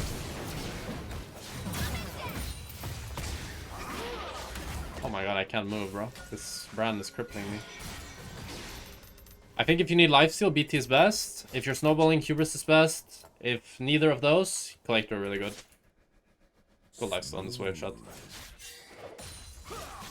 BT is really fun to play with. Like, look at how I go from 200 HP to full HP on one mini wave. It's not so satisfying. I can just stay on the map. And then I think like, okay, so Iron 4 to Gold 4. You're just, I'm actually planning to make a video on this where I'm gonna go over how to escape every elo and how to climb out of every elo. And like what the common mistakes are that I think every player at that elo makes and what you should focus on really to climb out. I think that would be really good and really nice. But I do agree that it's like Iron 4 to Gold 4, it's really about the basics. Really about just understanding how the game works, understanding how champion kits work, understanding how your champion works, but also how enemy works. Like, probably if you ask a bronze player, he doesn't know how every single champion works, you know? And when I say that, I mean like literally what every single champion's skill does. Don't be jealous. Which is a big part of the game, you know? Like, I read the wiki, I know what every single champion does very well, but of course I'm a pro player, right? That's a pretty high bar. But I think to get to climb, you need to be really willing to absorb a lot of information. Subtle. I don't do subtle. A lot of people don't play enough. That's true. That's fucking fact. So many people, they ask for op.gg and they have like 20, 30 games. And it's just like, bro, even if you're an insanely good player and you have 60% win rate, how are you going to climb? You know, you're not going to climb. A 60% win rate, it's like, okay, let's say you play 20 games. Okay, you won 14 games or some shit. Or you won 13 games and 7 losses. It's nothing, bro. That's 100 LP that you climbed. That's not enough games to climb. League is a game that is so much about your team that you need to play hundreds of games. Like, to climb out of silver or bronze or iron, I think you only need like 100 games maybe. But to climb from like all the way to diamond, you need to be willing to play hundreds of games, you know? Let's go Drake. I don't think I need to help with Drake though. And it's like, I mean, it's a weird position, right? Because not everybody has time to play League all day. And I understand that. I'm not delusional. Just because I play League for a living, everybody doesn't play League for a living, so they can't put in a ton of games. Which I also think why Riot's system is kind of bad, because I think it does force you to play a lot of games. And I think you need to play more games these days than you did before. You need to play more games these days for 2 reasons. One is, I believe it's a... Well, it's not even I believe. I know that it's an intentional choice from Riot to inflate LP so that you need to play more games to climb. It just is, you know? You need to play more games these days to climb the same amount of LP than before, because the ladder is more inflated, you know? Like before, Master was like insanely high elo. There was only like 1,000 Master players. Now there's like 10,000 Master players. But to get to Master requires the same amount of games, essentially. But to get to the same as being top 1,000, you need to now get Grandmaster, which is another 500, 600, 700 LP, right? And then the second thing that they've done is they've added 3 ranked splits, which means that your elo is reset instead of once a year, like it used to be, it's reset 3 times a year. Which means at every single one split, instead of having to play 100 games a season, you kind of now need to play 100 games a split, you know?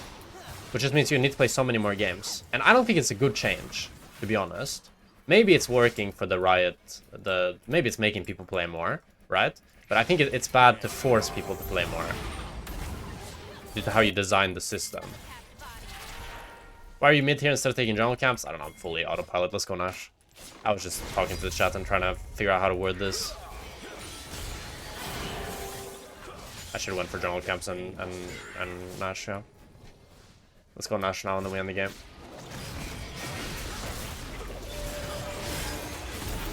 But that does mean when someone sends me an op.gg review and I see that they have 20, 30 games, the only real feedback I can give them is like, brother, you gotta play more. You have to play more. It's just a fact, you know? Like, there's nothing...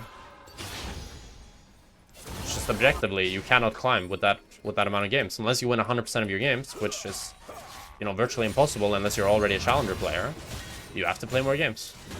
Just by the laws of like how RNG works and how you're sometimes gonna have really bad teams that you can't carry, you need to play more. Like the best a player can hope to achieve win rate wise, I think it's like 55 or 60% win rate.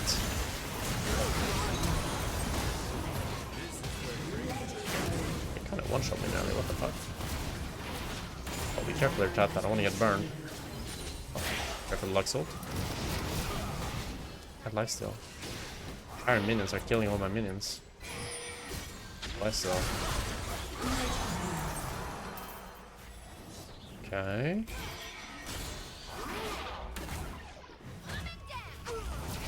Oh, Brand got me. Crippled me in chat. Crit! Ah, it doesn't kill.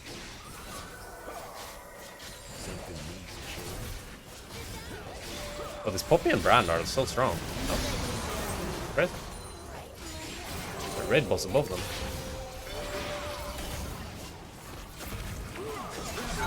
Wow, I'm a raid boss too, though. Oh shit, the damage.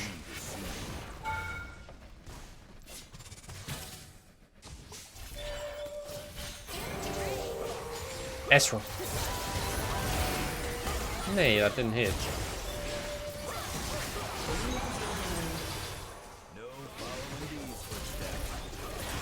Okay, beautiful. You can lifestone this wave that's about to come. Your team has destroyed a turret. Your team has destroyed a turret. GG. Yeah, GG chat. GG chat. That's how you carry with the AC Essentials, baby. GG. Okay, what a good first day of the climb to master on the Draven. We are ending the day in gold 3, but platinum MMR.